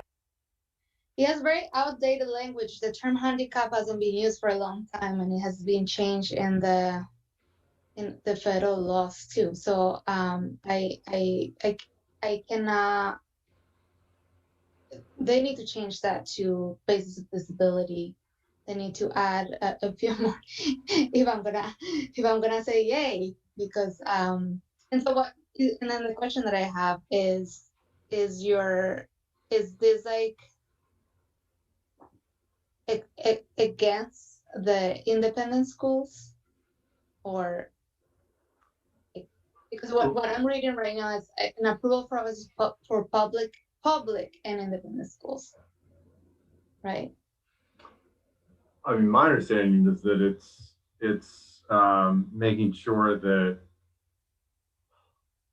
largely other religious schools or independent schools that actually often actively discriminate based on, private beliefs do not get the same funding opportunities that public schools do, or do not use public funds, which, now in some cases they do.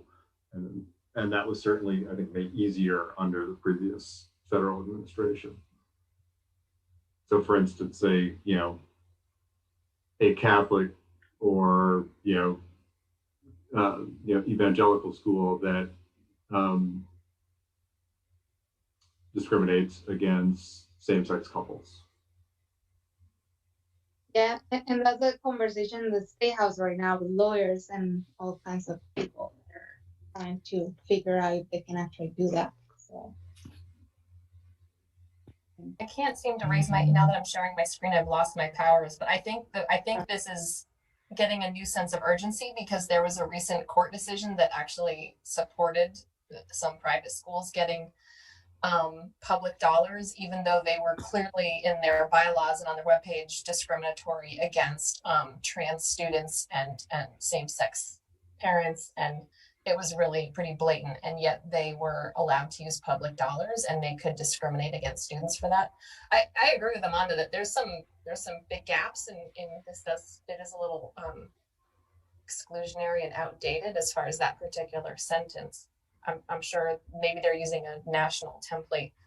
I certainly support the concept, but it is a little unfortunate it's not a little more inclusive of the immediate. I don't see parochial schools being discriminatory about things about ADA, but I definitely see they're clearly still discriminating against students who are, non-binary and other discriminatory practices than just what's listed here. Thanks. There are discriminatory practices with students with special needs in that they don't have to admit them. They can choose who they admit. So I think that's like my alma mater. Yeah, that's where that comes from. So if the language is what's holding the board back, then I would recommend that the board write to the sorry, just told mind blank, VSBA. Thanks. Yeah. And just say, with this updated language, we'd be happy to support this resolution.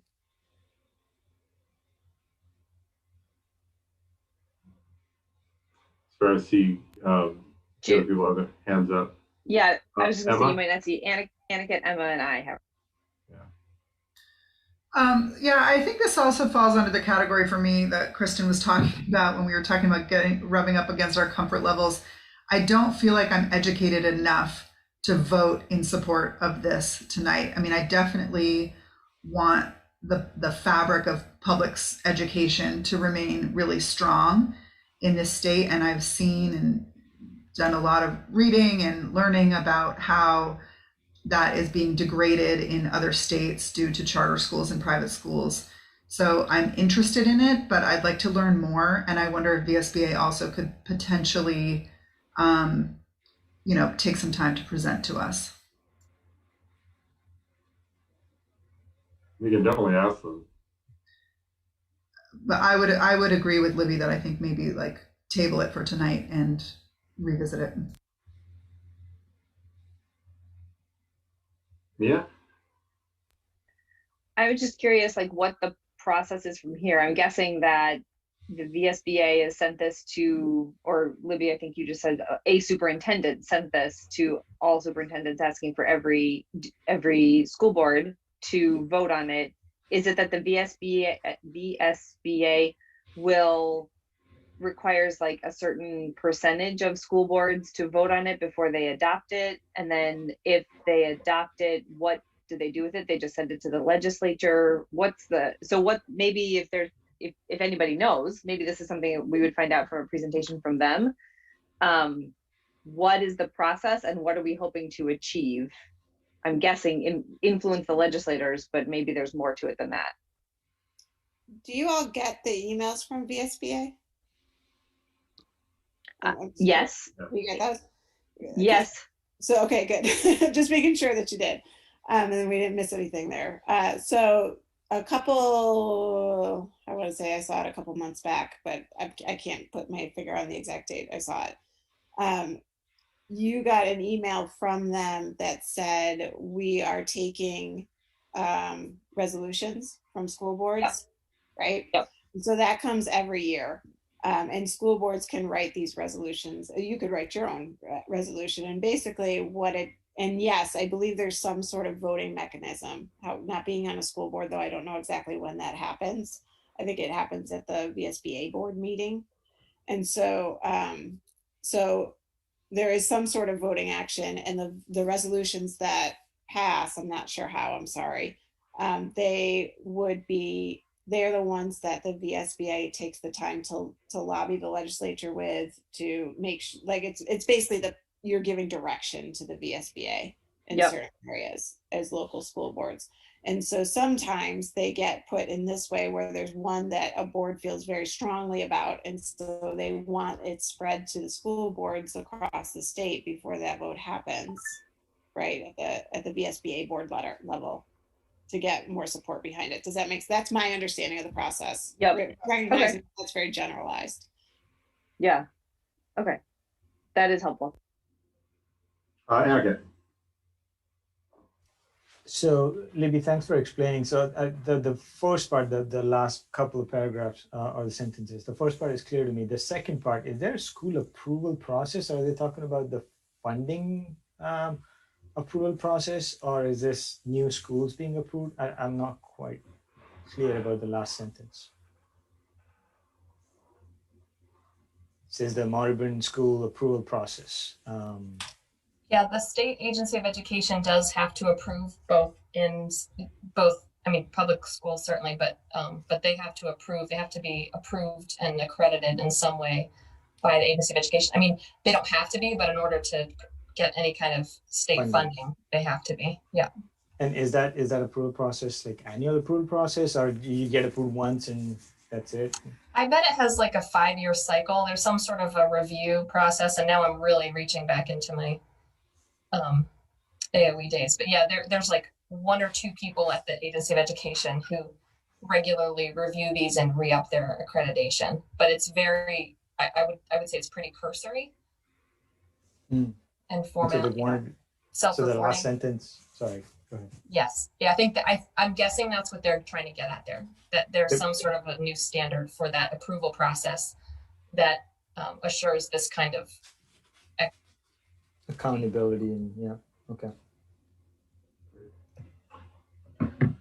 So it sounds like we want to they have someone reach out back to them and ask if they can give further information on the context, and also that some of the language is in need of updating. Is that kind of the consensus?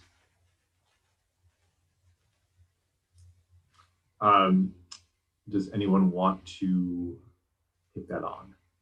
I think would be one of the Sues that would be probably the person. I can take a stab at it. That's helpful. Go ahead. Is that I wouldn't want to update until I know what it is for. You know, like if it's like, I would really like to know their own. Well, Jill, do you want to reach out and kind of ask both those questions, a little more context, and then yeah, I think regardless, we don't have to support it, but I think it would be better if it doesn't.